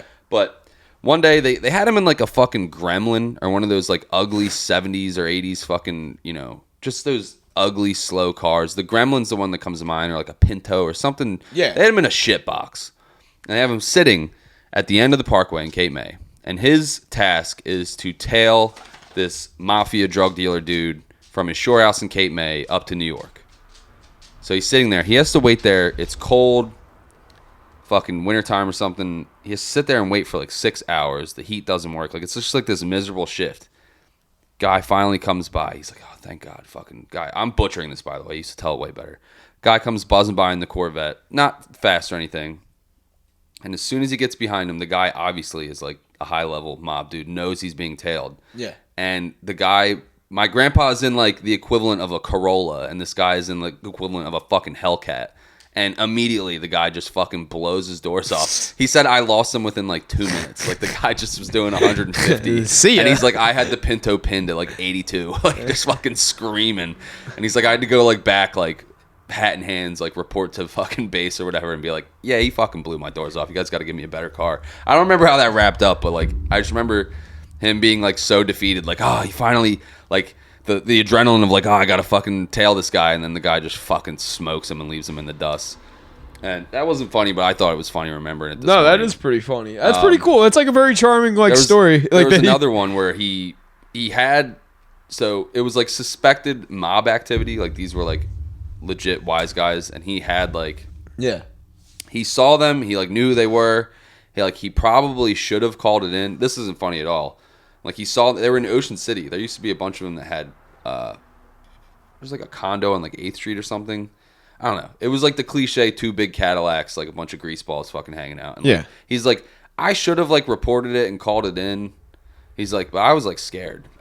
He's like, I just drove away. I didn't want anything to do with that. I'm not trying to get fucking whacked out for fucking whatever. I'm trying to get brushed out, you know. Yeah, he's like, I didn't call anyone. I just drove away. I went to the other side of town, fucking just pretended they weren't there. Like, I don't know why this is funny, but like to me, I gotta get Jay on here one of these days, and I've been telling him, he's been asking me. So one of these days, I gotta have him just come, and we're gonna do like a Wildwood pot, like just him talking about his, because his life different is fucking era. His life is fucking crazy, and like I don't know how he ended up the way he did, where he's as put together as he fucking is. But he's got some wild stories. I'm trying to fucking get him to call in right now because he's got a story about that exact fucking thing that you're talking about. Where it's this guy that used to work at my family's diner named Albie. He's got 100 stories about this guy. He used to call Albie the Dare poster child because he was like, every fucking drug you could think of, Albie like tried and knew where to get it around Wildwood or like Philly or whatever, Camden. So there's this one story. He's got to tell it though, because I don't know bigger chunks. He could jump into it. We're trying here. We're butchering. There's just Albie and his buddy Pokey getting arrested by the cops while they're the fucking stakeout. They're the confidential informants. They get arrested. Anyway, I know another kid that happened to in Ocean City. I know a couple of people that have been friend Tyler, botched confidential informants. Rest in peace, Tyler Honesty. He got set up by this kid, Anthony Scavola. He's a rat piece of shit. He could suck my fucking asshole. But he set up my boy Tyler, who was the plug at the time, serving everybody some fire weed.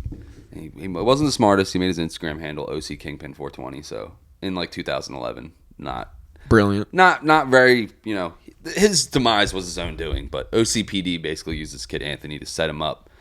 But I guess the Anthony kid was a little leery of like shit going down or this going south, so he had a bunch of illegal pocket knives on him. He got arrested for weapons charges while they were arrested.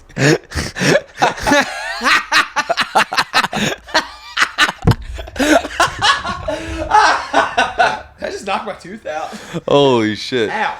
But yeah, dude, that's fucking hilarious. Holy shit. And Ow. it wasn't like, how they like fake arrest someone to like make it. Yeah. They actually arrest this guy. They're like, you're fucking working with us and you bring a bunch of illegal knives. Now we got to arrest you, you dumb fuck. Like, it was completely transparent. They're like, Anthony, you're a fucking idiot. You know that?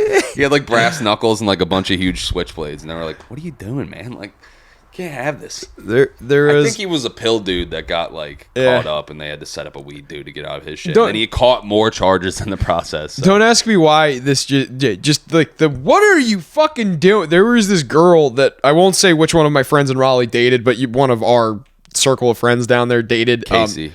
Yeah, it was her. No, it was this guy that I was friends with, and he was dating this chick who was just a hot mess. She was this chick from Texas that had mental issues because she was in the army and something. From Texas. Well, yeah, that too. But I think she got like shot in the head wearing a helmet or something like that because her fucking shit was scrambled. She had a knot like that other girl. No, it was more like her eyes were really fucking big. She looked like Kermit the Frog to begin with, which I don't know if you just saw a picture of that. Yeah, so like. She was just weird and would just do these like random fucking things where you're like, were you housebroken? Like, what the fuck happened to you?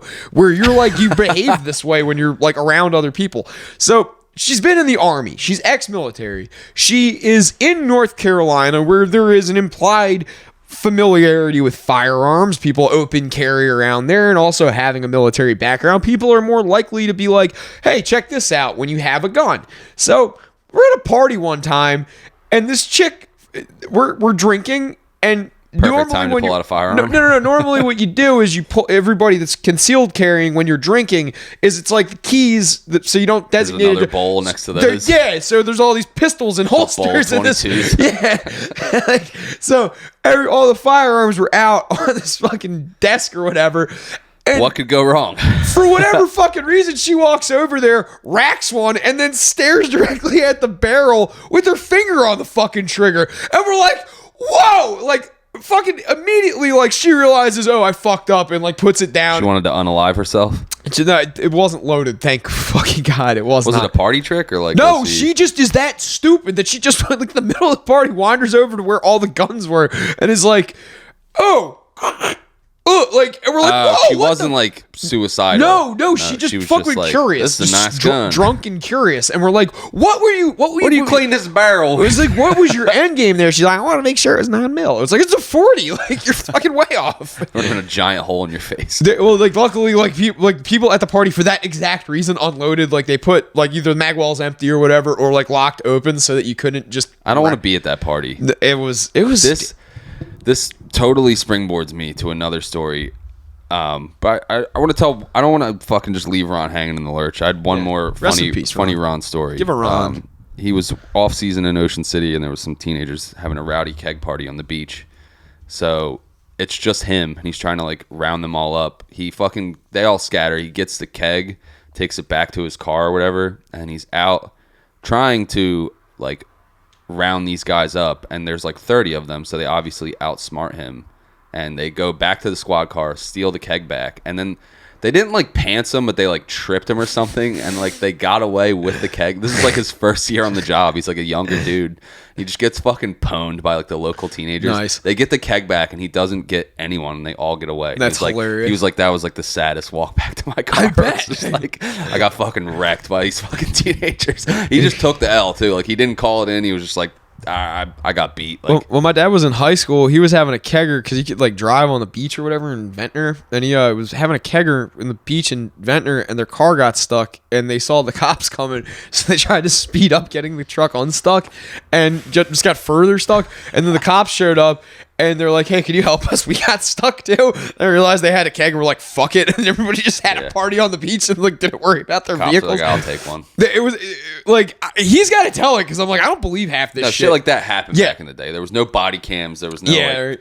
There was not like cops were actually cool. Like back in the era where like they catch you drinking and driving and they're like, I'm gonna follow you home. Did you see Florentine that one time? Because he didn't do the joke, but he had this joke that was like, there was his bit is, you know those signs that say you drink, you drive, you lose? Fuck that. You drink, you drive, you don't get caught, you win. Yeah. And then he's like, I grew up in a town where if you pulled up next to a cop car and your dad was drinking while driving, the cop wouldn't fucking pull you over. The cop would just usually go, like, keep it pull over the window. Yeah, just come on, keep it low. Yeah, like that's what cops should be. That's what it should be. That's a better era.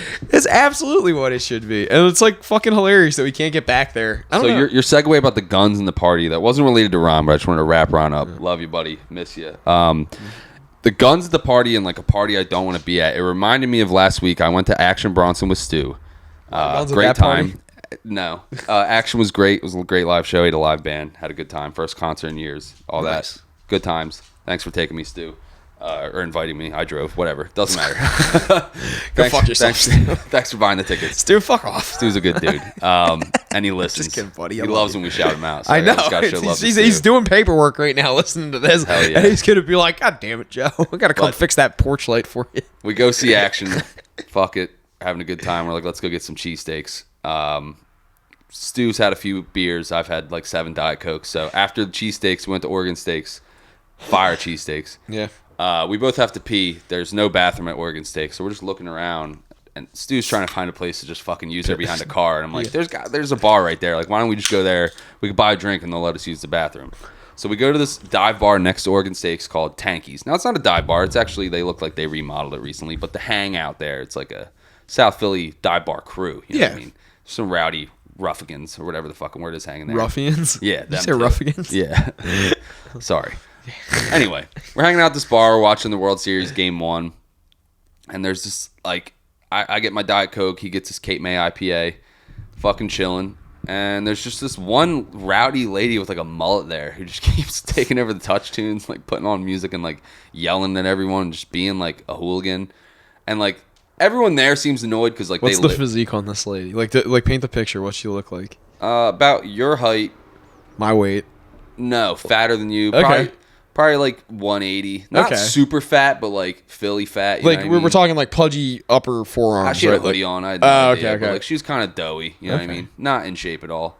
But like Philly tough. You know what I mean? Looks like an EMT because they all have the same physique. Literally, if she was sober and like had on an Atlantic Care shirt, I'd be like, this lady drives an ambulance. Dude, Allison and I have this conversation once a year when the EMTs come in, and it's like, why are they all shaped the same exact fucking way? They're like me. They're just sitting in their fucking car all day. Like, yeah, I guess. It's just you just gain weight when you're sitting in a car all day. Like, sure. You're just stopping at Wawa's, just grubbing out. But yeah, she's built like an EMT. She's being rowdy. She's clearly like a fucking.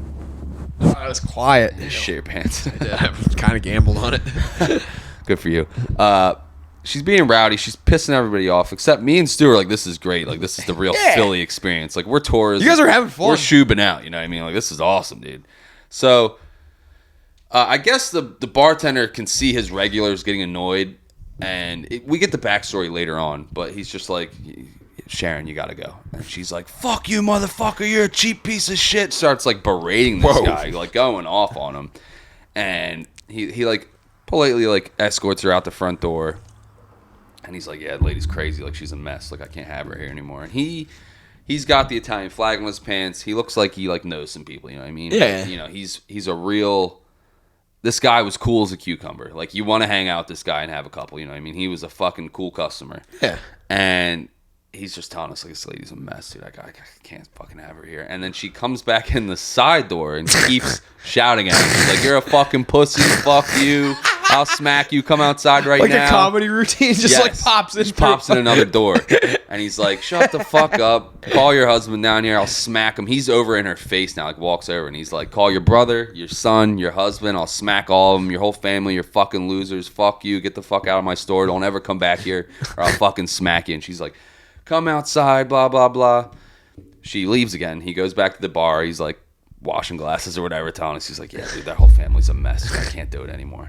She comes back and she's like, I'll fuck you up, you fucking pussy. She's like really like starting to like, she knocks over a chair. She's getting real rough. He reaches under the bar. He pulls a fucking pistol out, puts it in his waistband. He goes, I'm going to pistol whip this bitch. Bro. Stu said my face was literally this. Now, this immediately went from fun to I was scared now. I'm like, because what? I don't know Sharon. What if Sharon goes, fuck you, I got one too. And now we're having a fucking Wild Wild West shootout in Tankies on Oregon. Yeah.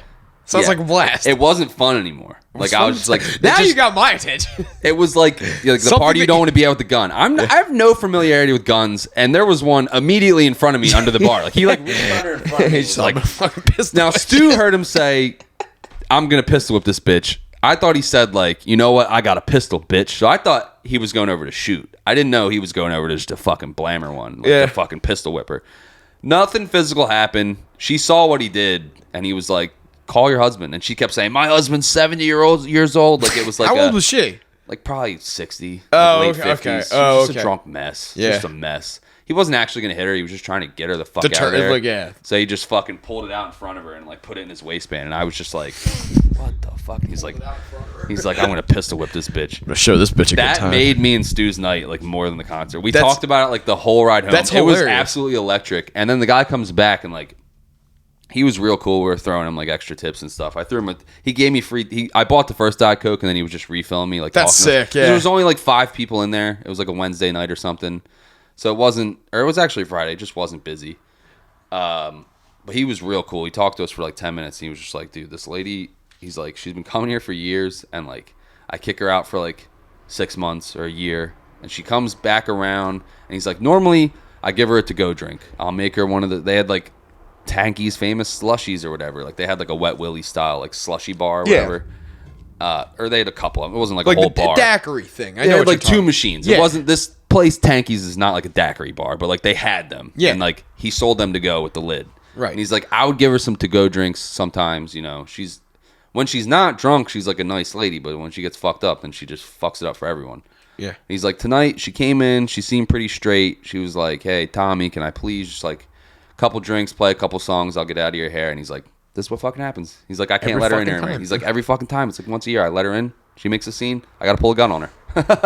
He was like acting like this was like a regular. It's a routine. He was like, this is my annual fucking I pistol whip Sharon, and she goes home crying. Oh, like, you know, Halloween, Thanksgiving's coming up. Shit, I got to pencil Sharon. He was chill though. Like you know, some bar people like I don't know. You're not sober, so you typically get drinks, but like I can see when I get a Diet Coke, like they're just like, fuck this guy. No. You're less of a problem. That's honestly he was cool to me. Like, as a bartender, you're less of a problem. So like that's all I was doing is I would smoke my blunt out front. Come in. He was totally didn't bust my balls at all. But Tanky's on Oregon, it was a great establishment. It's small. It probably has like 20 seats in it. But next time we go to Philly, me and Stu we're going back there and getting a couple DCs. Dude, you got the gears turning because you want to hear a fucking wild one about New Orleans. There's this bar. Shout out Sneaky Pete's. I forget the fucking. It's right off Canal Street. If you walk down Canal Street from Harrah's, where that's the biggest landmark on Canal Street is Harrah's. It's like 2 blocks up, right past the Marriott. Once you walk past the Marriott, it's down the fucking side street. Next weekend. Yeah, just, you know, have a nice... No one from New Orleans is listening to this. I know, but like... someone travels, But yeah, I'm just telling you, like, you can find it on Google Maps, like, too. It's Sneaky Pete's. And it's one of those old New Orleans-style bars. I saw that bar on Cops the other day. And it was like an old episode of Cops. It was like... It's Sneaky Pete's! Yeah, like, it's fucking awesome. Dude, like, I was like, unlocked this memory. There was this bartender there who, so there was like this era of like me being promised work on Mondays, Tuesday, Wednesday show. Like I would show up in New Orleans like expecting a phone call, and then by like 3 o'clock, I'm like, I'm just gonna go get fucking plastered because I got nothing better to do. So I would just drink till like rush hour was over and then go home. But like the fucking there was like a month where I was doing this, so I got to like know this one. And the closest bar to the casino, like I said, was Sneaky Pete's, and that's the place I like to go to. So I would just befriend the bartenders there. So there was like the morning shift guy. He would make me coffee. I'd have like a cocktail after I like whatever the thing. But I would just like pay him like $5. He'd make me a pot of coffee. We'd hang out. I'd smoke cigs with him or whatever. He would fucking go home at like 2. The fucking relief would show up. Oh, Joe, how you doing? Whatnot. But I was low maintenance, so they liked me. But there was like a contingent, like a straight up like, as steady as the stream of bartenders and like regulars were coming in, there was a steady stream of just like these crackheads that were like fried out. And I'm like, same exact thing. Like not, Wawa last night. Dude, like just walk in. Y'all got any Newports? Like full volume, like it's quiet bar. Like, no, we don't sell cigarettes here. Where the fuck can I get some Newports? And it's like, okay, like, and that's, and I'm not saying this to be like, that's the interaction that you have. So like, there was this one day where we was macking on this bartender, and I felt like real pimp because I brought her a book. I had a book with me. I think it was Stanhope's book actually, but I was like, yeah, Holy Bible. But I was like, yeah, this book's like really good. Like you should. Like you should read it, and then like I'll be back here probably in a couple of days, and you could give it back to me and whatnot. She was like, "Yeah, not a problem." So she puts the book underneath like her phone, like on the charger behind the bar on the phone. This fucking crackhead wanders in while she's about to go home and knows that her back is going to be facing because she's doing her routine. Like I said, they all know the routine. So she's tipping out.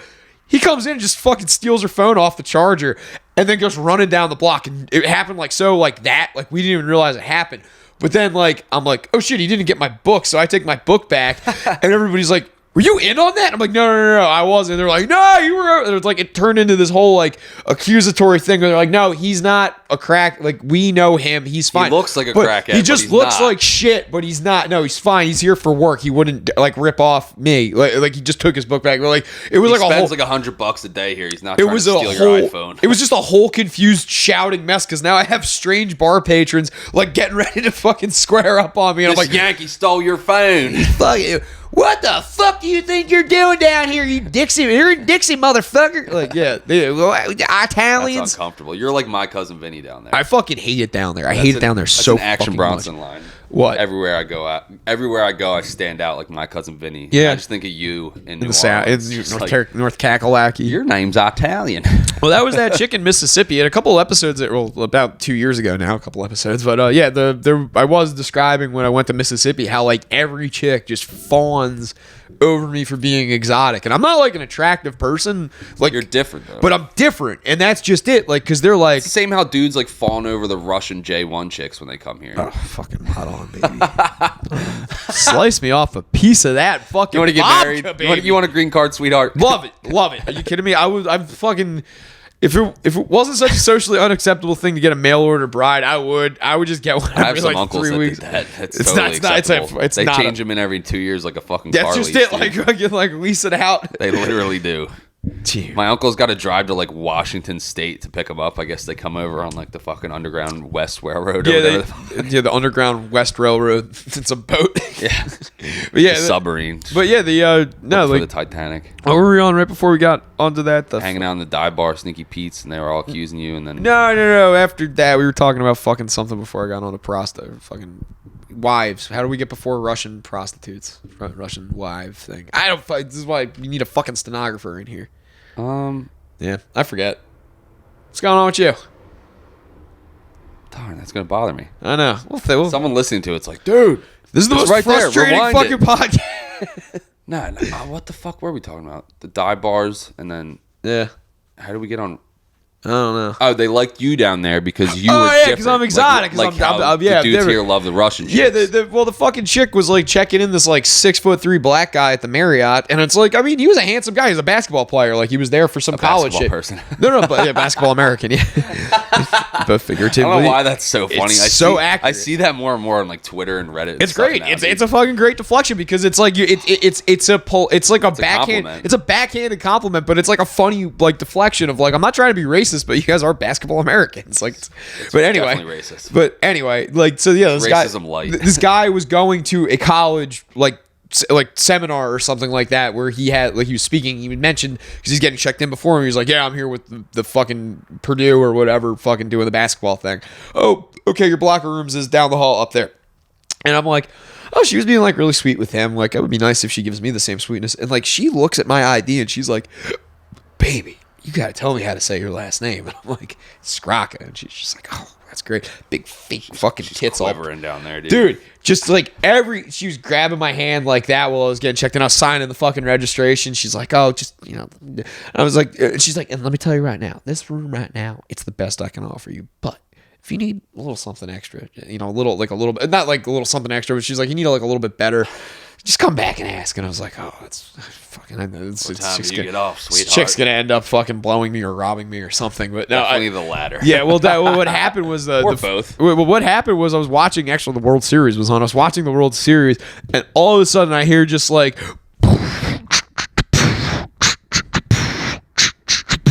it's the subwoofer of like a fucking 98 Corolla where there is like some Mexican dude listening to like Spanish like gangster fucking like fucking cartel rap, and he's just like yelling at full volume, probably on meth or something like that. He's grabbing all the garbage out of the garbage cans on the exterior of the fucking motel and just throwing it into the trunk of his Corolla. I think he worked there, but it was like super fucking surreal to just be like woken up by that and like, yeah, you know what? I want to be here as little as possible. This chick would be a nice cherry on top of everything, but no, I'm not doing this. You dipped?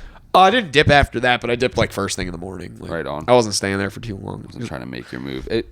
Being in that bar, Tanky's like, when I go to bars now as a sober fucking homo, it's like not enjoyable. Like, it's normally loud. It's like the few times I've been, like, yeah, going to Borgata was cool. We got to talk to that comic. I forget his fucking name, Matt something. He opened for Uncle Joey. You remember who I'm talking about? I know exactly what you're talking about. Yeah. What's his name? I forget. Matt something. Yeah, fuck him. Yeah. Not like a shout out here is gonna propel his comedy career. Just do it like Voss. Be like, whatever, middle. Okay. That one was cool. Most times I go into like a bar, it's just like, this kind of sucks. Being in Tanky's, it was fun. Like, it made me realize that like bar environments the bar, are fun. it's not being drunk. Like, obviously it's a pro or whatever, but it's not all there is to it. Like, I could go to Lavari's, like, if it was a good hang, and like I could totally just drink a couple Diet Cokes and like just hanging out with the bros or whatever, and like just being like, it was fun. It was the first like fun bar outing I've had as a sober dude where I'm like, I don't need to be drunk. Like, this is just fucking great. Like, just this is an entertaining group of people. You know what I mean? That's kind of why I like my little excursions to AC, because you can hit that circuit right there where you're in relative safety. It's like you just go to the exterior of Tropicana, make a big U. You go up to the boardwalk when it's summertime, and there's like pizzerias and then a couple boardwalk bars right there. And then like that, if you want to be like fancy or whatever, because they'll let you smoke on the porch, you go to whatchamacallit, fucking Bungalow. It's like right there. So you go start at Bungalow, and then you walk down to the Chelsea Tavern. Chelsea Tavern has pool table, like food, fun little dive bar. It's way too big for the amount of people that are in there. Like, there's only like 3 or 4 people in there ever.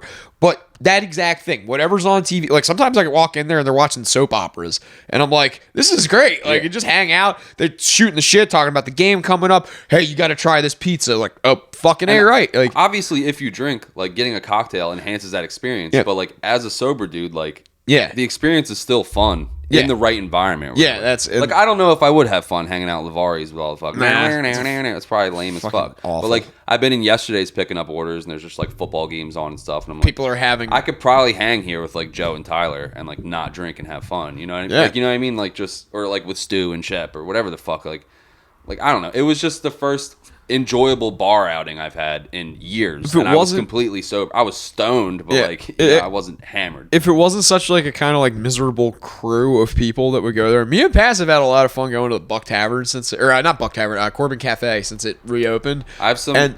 There's a couple kids from around here that go hang out. Yeah, and it is fun. It's like when you get like 3 or 4 people in there and everybody's like running the pool table and like someone's on the jukebox. Like the one during the Super Bowl, there was like this one like really kind of cool moment where it got like real quiet in between like halftime or whatever. And I put CCR on the jukebox and everybody was like, "Do you put that on?" I was like, "Yeah," and they're like, nice. And I'm like, he's one of us. I was like, that's cool. Like, I don't know. It was like gratifying and like CCR, it's Corbin City Revolution. It's our favorite band. They was from Corbin City. They was from Corbin. Do you know Johnny Appleseed was from Petersburg? Yeah, we gotta address that. How the fuck's Neil doing? He's dead. Found him in a pile of his own excrement on the side of the road. Fucking eating too many chicken bones while he's walking around. Yeah, that okay. What's the wrap-up thoughts on Neil? That's just like That's what we're doing. So you lucked out. Joe, Tina, and Ian were smart, and they got the fuck out of there. I proceeded to talk to Neil for 3 fucking hours after that podcast. And after at Wawa too. Yeah. Yeah, so I ended up staying at the power plant for like another hour talking to this guy. I made it over to my bike, and he like followed me over. Like I walked away. I was like, I gotta go to work, Neil, blah, blah, blah. And he's on his bicycle 20 yards away, and I'm like putting my gloves and my helmet on, and he fucking pedals over. He's like, another thing. And I stood there for like an hour just talking to this guy. But between that, some like old gay dude came up to me. He's like, "What was Neil telling you?" And I was like, "Jeez, you zesty old man." He was just telling me all kinds of stuff. And he's like, kiss. "Yeah," but he was like, "Neil is a bit of a local legend." That's why I put that in the tag. I didn't know that. I just thought he was some creepy fucking pee-pee. I didn't know there was a local legend like that until after you told me. But it's like, yeah, now it totally makes sense. Like local eccentric. He owns this Victorian home in Skullville, the one with like 80 fucking Grand Marquis parked out front. But he's like, I wanted to buy the home and remodel it. It was a beautiful Victorian, blah, blah, blah. And then, like, Neil came over and, like, gay zesty man was just, like, bailed on me immediately. Just left me hanging with Neil by myself. Like, he knew to get the fuck out of the way of the Neil train. Just fucking ditched me. Choo-choo. Fuck that guy. So he got me caught up with Neil again. Anyway, I finally, after, like, an hour of... And Neil, I don't want to shit on him. Like, he is an interesting cat. Yeah, he is. He just isn't aware of social cues, and he will... I'm telling you, I have to leave and go to work, and he just keeps talking. And like you and Tina are like, we'll just bounce. Yeah. I'm just too nice to where I don't know how to exit out of these conversations, so I just You're dealing with a schizophrenic person, just trying to be like, yo, like, because like he was. I feel bad being like, all right, buddy, gotta go, and just like fucking walk away from him mid sentence. You know what I mean? And there's never a pause in the action for me to exit. No, and he keeps going. He's a steamroller. You know what's funny is like actually in anticipation of this, just because I thought it was like a funny juxtaposition, was like I listened to the internship of Lady Di on fucking O&A radio. I was obsessed with that in like 2017. It was and you were like, what the fuck? Lady Di sucks. No, I liked Lady Di. I thought she wasn't as like funny as or whatever, but like no, like in hindsight, it was like that exact fucking thing is what we had, where it's like someone that is so painfully oblivious of what's going on around them, but like you're being nice to them because you want to help them. This man needs no help. We just kind of wanted to help. Very financially set. It's more Turns like up he's an eccentric millionaire. Yeah, it's like we just kind of wanted to like pass the time with him, and it was interesting, you know, having him on with us. But he like, wanted to join us. He just I don't even think he knew he was on a podcast or like even know why. I think that's illegal to post someone without like consent. Like, I tried to tell him multiple times before. I was like, hey, we're filming here. Tina heard me say the one time, it's like, yeah, we're about to start. Do you want to get out? That's why he was like standing over by the railing and then just kept coming back. Well, I re-listened. It was just me being a scumbag, being like, is everyone in frame? Looking over at the fucking creepy guy, and I'm like, adjust it. I want to get this. Like I was being exploitative as fuck. No, that's why I had to do the thing beforehand, because I'm like, it's not like we just. And then knowing while I'm editing this, you're still in a conversation with him at Wawa. I'm like, I'm just gonna say that's the funny part. We're not trying to take advantage of this guy. This is what happens when you record in the wild. I want to paint the picture. So I finally get away from this dude. I took my motorcycle, my dirt bike to the fucking power plant to avoid the traffic. Blah blah blah. I'm leaving. I use my car for work, so I have to go home, back to Tuckahoe, park the bike, get the car, start work. So I do that. I think I took a shower, got dressed, whatever. So this is about 2 hours later. I'm finally going to start my fucking midday shift.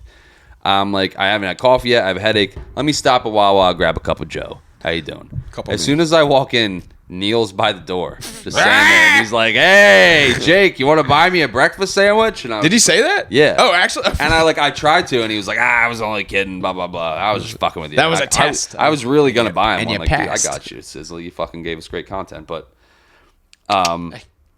Yeah, so he talked to me, and in the worst place in Wawa, like in the middle by the door, there's just people like walking around us. We're in the way, and he's just going and going and going. And I finally migrate outside by the trash cans, and now like people that I went to high school with are coming into Wawa, and they're just seeing me in deep conversation with fucking Sir Pee Pee Pants at the front of the fucking store. I know the people walking by or driving by are probably like, what the fuck is Seymour doing talking to this fucking homeless dude? Johnny He's a crack dealer now? Like, Johnny what the fuck? Pee Pee Pants. He's not Johnny Appleseed. He just urinates all up and down Petersburg. Like I said, I'm not being exploitative. He knew his, fuck that guy. He knew his me off. shit, and I'm like, but like we were subjected to it. We were just doing what we were doing. It's not like we had like the ability to like intervene. Yes. He had no idea he was on a fucking podcast. He just likes to talk. Yeah, and that's just it. Like we gave him the platform. He had it. That's what he choose. I just need to be better at like exiting out of conversations, because it's not just him. It's been at weddings. I'm like the last guy to leave, and I'm helping clean up just because I don't know how to like say like goodbye. Yeah, like, it's either one or the other. I'm just too nice where it's like I'll keep hanging to the point. I used to do it at my dad's where like he would be like all my other siblings left, and it's like midnight, and like this was at a point where I was waking up at 4 p.m. So this is like noon to me. Like I'm just getting my day started. He's like sleeping on the couch, and he'd be like, yeah, you can hang out as long as you want, and I'm just like the guy like still hanging at like 2 a.m. Yeah, like I will. We'll watch another episode of The Sopranos. Like I will exceed that limit for sure. But like Johnny Pee Pee Pants fucking exceeded it on me. Yeah, like, he flipped it around on me, and I was like, I don't know how to like. I need to like. I don't know. Eventually, a Tesla almost ran into him, and he was like, "I gotta get the fuck out of here!" And he like ditched me, and I was yelling like, the N-word. Yeah. I know. That's his fuel. Like it's just oh my god, not like a shirt. He's a real motorhead. He just kept telling me about all these cars and stuff, and I'm like, he's like, "There's a 54 Buick parked in front of that business on Tuckahoe." But he's talking about the fucking pumpkin patch at the junkyard or whatever. He's like, "Hey, Dan's gonna fucking bring his truck out." It's Green Hornet or the Greenhead. Yeah, he's like, he built that by hand. It was very interesting, but I'm not a car guy, and like so many people came out of the woodworks. Shout out to Aaron. He's like, you got caught in the old Neil fucking Smith conversation headlock or whatever. I forget his real last name, but and then my cousin's friend works at ShopRite at the help desk, and her sister's at self-checkout. So, like, I'm in Marmora ShopRite all the time. Shout out to Abby, and I think the other one's name's Kiara. And I'm always at self-checkout, so I talk to the one, Kiara, all the time. And she was like, "Are you the guy who does the podcast?" Because she's friends with my cousin, Robbie and Justin. So she always calls me, like, Cousin Jake. Okay. But she's like, "Are you the cousin who does the podcast?" And I'm like, "Yeah." And she's like, "I saw the thing on Snapchat with the guy Neil," and she's like, "That guy, he's like banned from ShopRite." She's like, my sister works at the help desk, and he's like, she was like, he like cursed her out and like told her to like literally go fucking kill herself. Dude, we should just have him on as a third mic. And then my sister-in-law Stephanie used to work at the bank in Ocean City, and apparently this guy, he has like she's the one who got the info that he has millions of dollars, like and he would come into the bank all the time, make a scene, and he would go into the bathroom and he would just shit and like smear it all over the walls. So they got banned from Ocean City Home Bank. He's banned from ShopRite. Like this guy can't go anywhere. But this guy's got multiple people were coming out of the woodworks like, yeah, that guy stinks like piss, or like had a funny Neil story. But the one where he was just at the help desk being like, "Fuck you! You should fucking kill yourself!" Like, Neil was. See, I don't see that side of Neil, and I know he's schizophrenic, but he was super cool with us. Like, he just seemed like radio, like white radio. Yeah, like, he's like, "Yeah, you hear about this car?" Like, talking about cars and fucking cool guy. But Johnny. So many people were like, "That guy's a fucking asshole." He told my sister to kill herself. Daniel Boone, by the way, I looked that up. Daniel Boone was never in Petersburg.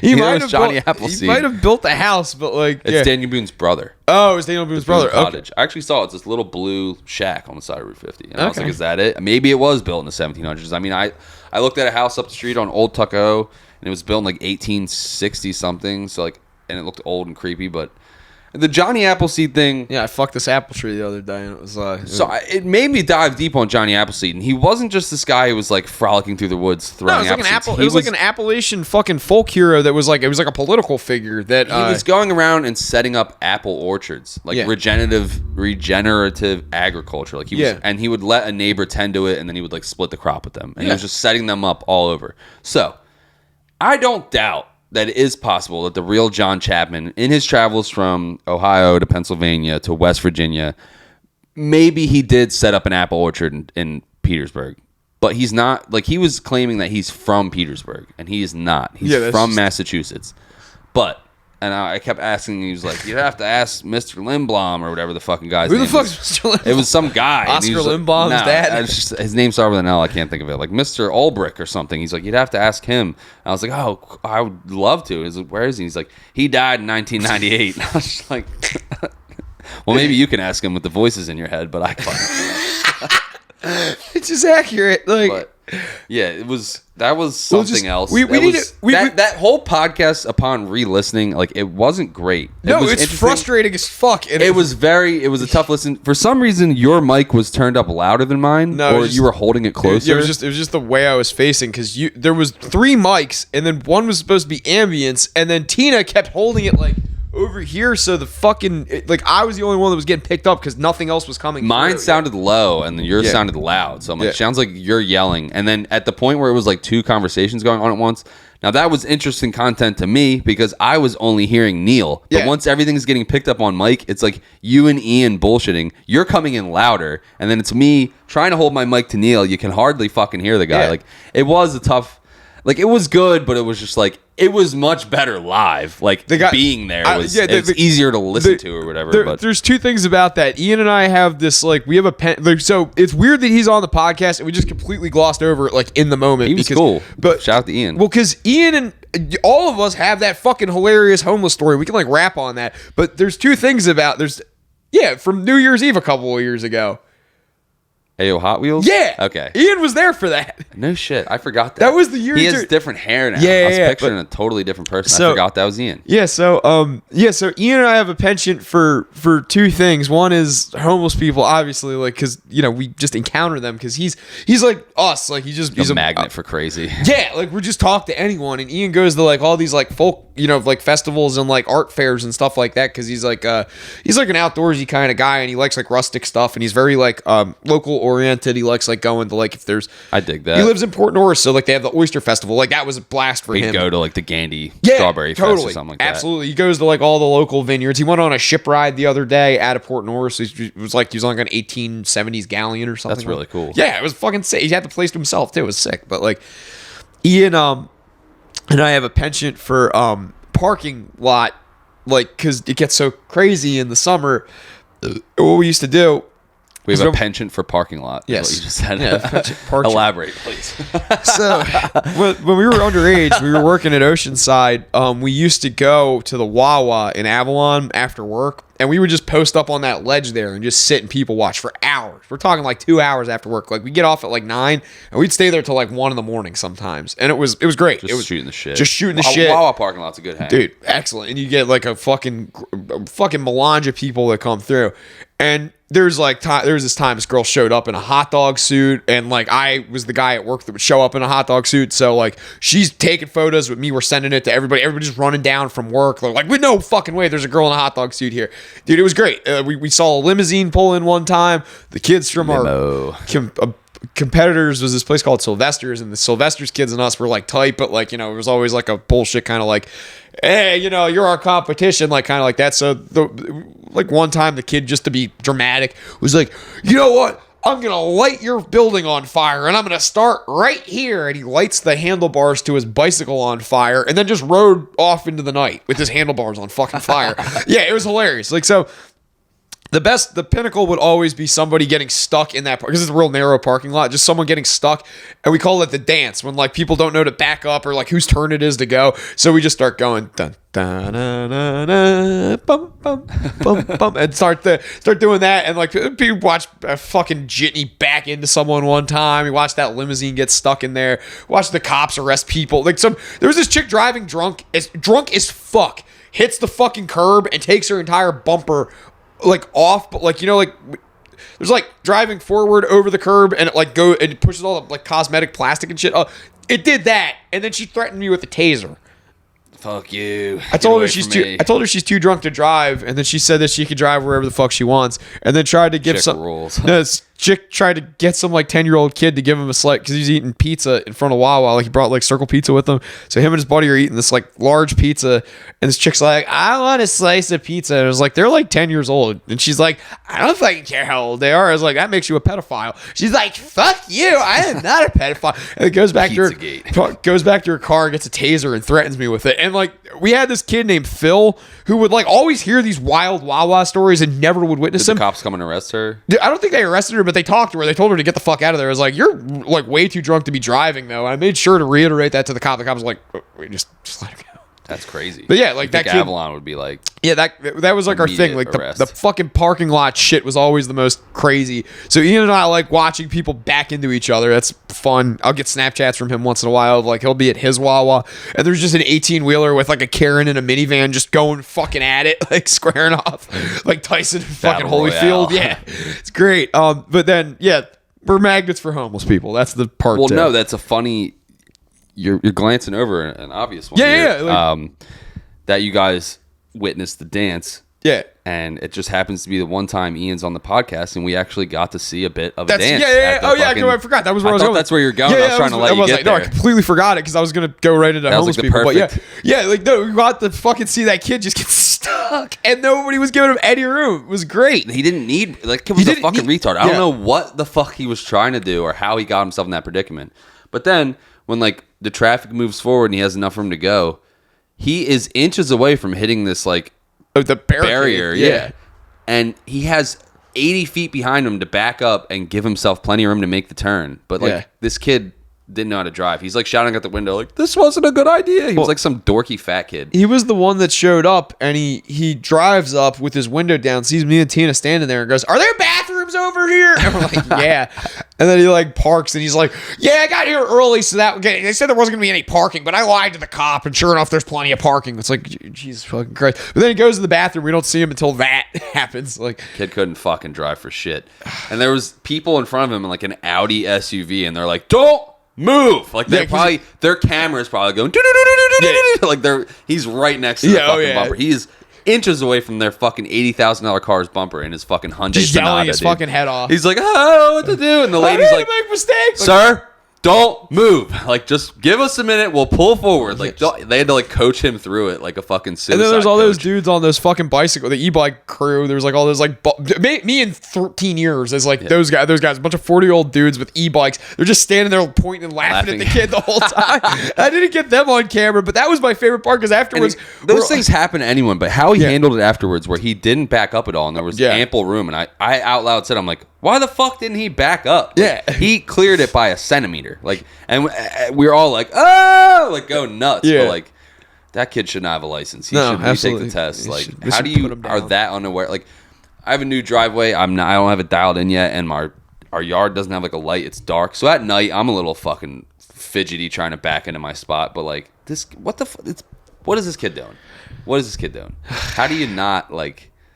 I don't know. Tards, Jake. Fucking. Well, anyway, are you that unaware of like where you're positioning your vehicle? Like, I don't know what the fuck. That blew my mind more than the tower going down. Well, no, the fucking blew my mind the most is that Ian fucking shows up, and then without fucking hesitation, Neil just is homeless on the guy and a dance, dude. Like, that's just it. It was like all the fucking equations were like a lot. Like, all the shit was like in the equation. It fucking worked out perfectly. The time we were alluding to was Jake and I used to, back when Jake was fun, when you were drinking, you would roll around. I'm so tired of everyone saying that, dude. I'm sorry. But anyway, back fucking Westy always says that shit. This is different. You know, I'm being sarcastic. Other people, back when you were fun. Like, I don't think I was fun. I was like sleeping on benches and like throwing up. Fun. Like, it wasn't fun. That sounds like fun for me.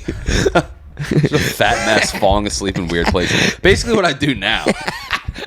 It's just socially more acceptable. Shock, not from booze. But yeah, back when Jake was fun. No, so back when Jake was drinking, you used to cruise around with fucking airplane shots galore, and you had a fucking jacket full of fucking Rumplemans, if I'm not mistaken. No, or wasn't Rumplemans. Jaeger maybe. Jim Beam apple was That was, and it was something with like flavor to it, but like I never 99 bananas or anything like that. But it was something with flavor, maybe Crown Apple, Crapple. Jim Beam apple. I used to always get it at Camp Park. Anyway, we would have. Stu talked about it the other night. They don't sell it anymore. He had regular Jim Beam nips, and I was like, "Oh, it smells terrible. Why didn't you get Jim Beam apple?" He's like, "Dude, you can't fucking find it anywhere. Just what the fuck? It's not here anymore." But yeah, that was our go-to fucking airplane shot for some reason because it's like 99 cents. They have it by the front, and it tastes kind of like Crown Apple. You know what I mean? Yeah, like it's enough to stomach for $1. You know what I mean? Oh yeah, absolutely. Yeah. And like, well, that's just it. You'd have like a dozen of those on you. So me and you are up there, and I'm like, "Yo, I got a Red Bull or whatever. Like, let me get 2 of those, and you give me 2." And we're up. I think we were giving them to like chicks and shit too. They were because we were all on the boardwalk on that part that like goes. It's parallel to the boardwalk, but it's like a zigzag that takes you to the beach on Chicken Bone Beach, and it's like that's literally what it's called. I'm not even fucking with you. It's on there. Look it up on Google Maps. Dancing that line, Joe. It's fucking Chicken Bone Beach. I swear to God, that's what it's called. Watermelon Basketball Beach. Black Sand Beach. Is that why the Sands was called the Sands? I was gonna go dark there, but I don't even ashy. Want to. Lynchburg Beach. Lynchburg Lemonade Beach. Like basketball watermelon beach. The B in EBT is beach. Suck, dude. Beach Entertainment Television. No, EBT, not BET. Anyway, we were both going for. We hit the same mark. Yeah. Anyway, so. Yeah, we're up on that zigzag thing. And it's like we're like all drinking. We watch the fireworks at Boardwalk Hall and whatnot, and then we meet up. I used to smoke joints up there. Too. Yeah, we were smoking some doinks. We were hanging out, and then immediately after, we're waiting for the crowd to disperse. And Ian pops up, and he's like, "Yeah, like dude, I saw the fireworks and everything." So we're all getting ready to go into Bally's or the Wild West, one of the two. We're right in front. We're on the boardwalk right there. You're smoking a joint. We're all drinking, and this fucking homeless guy comes up to us and is just like I remember nothing but yelling. Like he wasn't asking. He was trying to get us to take a sip of his orange juice. That was what he was doing. He had orange juice in like a water bottle, and he was like, "Yo, take a sip of this. It's Molly." And we're all like, "No, thank you." And then he was following us around. He also was shirtless. He was fat. Yeah. He had headphones on. He was having his own personal concert in the middle of the boardwalk. No, he wasn't a concert. He was singing. Yeah. But then he goes, "Do you want to hear what I'm listening to?" And he pops his fucking head. He's listening to a motivational speech, which is like not music. And he just I didn't know that part. Ian and I went over because he's like, "Yo, dude, you got to hear this shit." We're figuring it's like going to be his mixtape or whatever. Robbins. And it is. It's like literally like fucking Jordan Peterson, like fucking just like you should make your room. You should make your bed in the morning. Make your box in the morning. But yeah, it took me a second. Clean your box. Oh, get that shopping cart squeaky clean. How are you gonna find a job this way? But yeah, it's anyway. So like, yeah, fucking Tony Robbins, homeless fucking Sinbad guy walks in. So we're hanging with him, and then he goes, "Yo, you want to know what this leads to? Because this is where it goes." He's like, "Yo, I gotta show you, man. You gotta stay positive. You gotta stay motivated because when you stay motivated, you stay blessed, and when you bless, you get that cheddar. Yo, let me shred that cheddar." And he faces a direction of the boardwalk where nobody is facing towards, nobody taking a picture of him or whatever, gets down on one knee, and with $4 starts making it fucking rain on the boardwalk. And Ian and I are like, what the fuck is happening? And then he's scooping all his dollar bills up. We're looking for you, like, yo, what the fuck? And that's when, "Hey, yo, Hot Wheels, get over here." And some guy in a fucking wheelchair just comes out of nowhere and just rolls up in there. I think we tried why he called Hot Wheels over? No, why? Because Hot Wheels would drink his orange juice. Oh, I didn't know know if it was Molly. It was probably methadone. Yeah, it was probably like fucking what's the other one? Fucking Suboxone. Yeah. They put methadone in juice. Is that what it is? Pretty sure. Maybe it was Molly. He probably gummed it. He probably fucking when they give you the whatever it is, but subs are back in a bottle. They spit it. No, they spit it. So what they do is they give you a cup of it. I heard this on fucking Vice, and it's disgusting. That's why it sticks out of my mind. But yeah, they give you a cup when you go to the methadone clinic, and they make you like, and like the junkies get really good at pocketing it like underneath their fucking tongue and their cheek, and then they'll and then spit it out. And then the newer junkies that are just looking for a fix, but they don't have like the connections or whatever, they're out there like freezing their asses off. They'll sell it to them for like $5, then go get a hit, and then come back and like. They're good for the day. Deal. They got their AM. This was like half a water bottle, but he was like, I know he'll drink my orange juice or something. And then he's like, "Hey, Hot Wheels." And Hot Wheels did drink his orange juice. Don't know what was in it, what it was, if it was backwash juice or what. That was a wild probably night. a tooth in there. I got sober like 2 or 3 months after that, but that was a very blacked out night. There's a picture of me and Westy at the bar, like chugging Bud Light Platinums or something like that. That was New Year's, right? Yeah, that was New Year's. Yeah, that was New Year's. I was hungover for like a week after that. That was one of the times, not the time. The time was just me, you, and Stu there when when I parked in that sketchy place by Chef Vola's between Tropicana and Caesars. That was the time I kicked you, but one of the times when you were blacked out, you were fucking with me. You came, I was shooting fucking craps at a $10 table, not the normal. In my defense, I was not fucking with you. I literally just came over to be like, how you doing, man? You up or down? Like, no. That time, yeah, the time I kicked you hard and you fell down, that was when you weren't fucking. You were just asking me a question on that time. That hurt. Yeah, you fucking horse kicked me directly in the middle of the shin, and I was just like. I was drunk, but I wasn't like belligerent. I just came over and I was literally like Uncle Joe, like, how we doing, cocksucker? We up or we down? How we doing tonight? Like, it just fucking donkey kicked you. You're like, don't talk to me while I'm gambling. And I was like, geez, I take it you're fucking down. What the fuck? And then everybody around me is like, good job. Like, no, because it's craps people are superstitious. They don't want you talking about the game. And it's like, I didn't know that. Yeah, well, that's just it. Me and Johnny used to always be playing blackjack, and I'd be like, how are you? No, that's like, we would check in with each other. Like, yeah, you up, you down. Like, it's acceptable etiquette to do that at most games. Craps people are just fucking nuts. But yeah, I do remember at some point you being blacked out and coming up to be like 6 and just fucking turned. That was probably after the original incident. Yeah, it was definitely. No, it was like, if I'm gonna get kicked, I'm gonna deserve it. Yeah, dude. No, you were fucking with me because you were just like 6. Snake eyes. I remember. Yeah, shit like that. I remember Ian being like fucking dying laughing. He was just like, "Oh my god, I was turning red and like I was blacked out, dude." That was a good time. All right, we got to wrap. Did you kick me that time too? I don't know if I kicked you. I know I yelled at you. I know fucking you were trashed. You were fucking like eyes going different ways. Seymour double fucking fisting whatever. Because I got 2 drinks and you picked up my drinks at one point and double fisted mine. Whiskey and water. What the fuck is this? You got mad at me one time too because I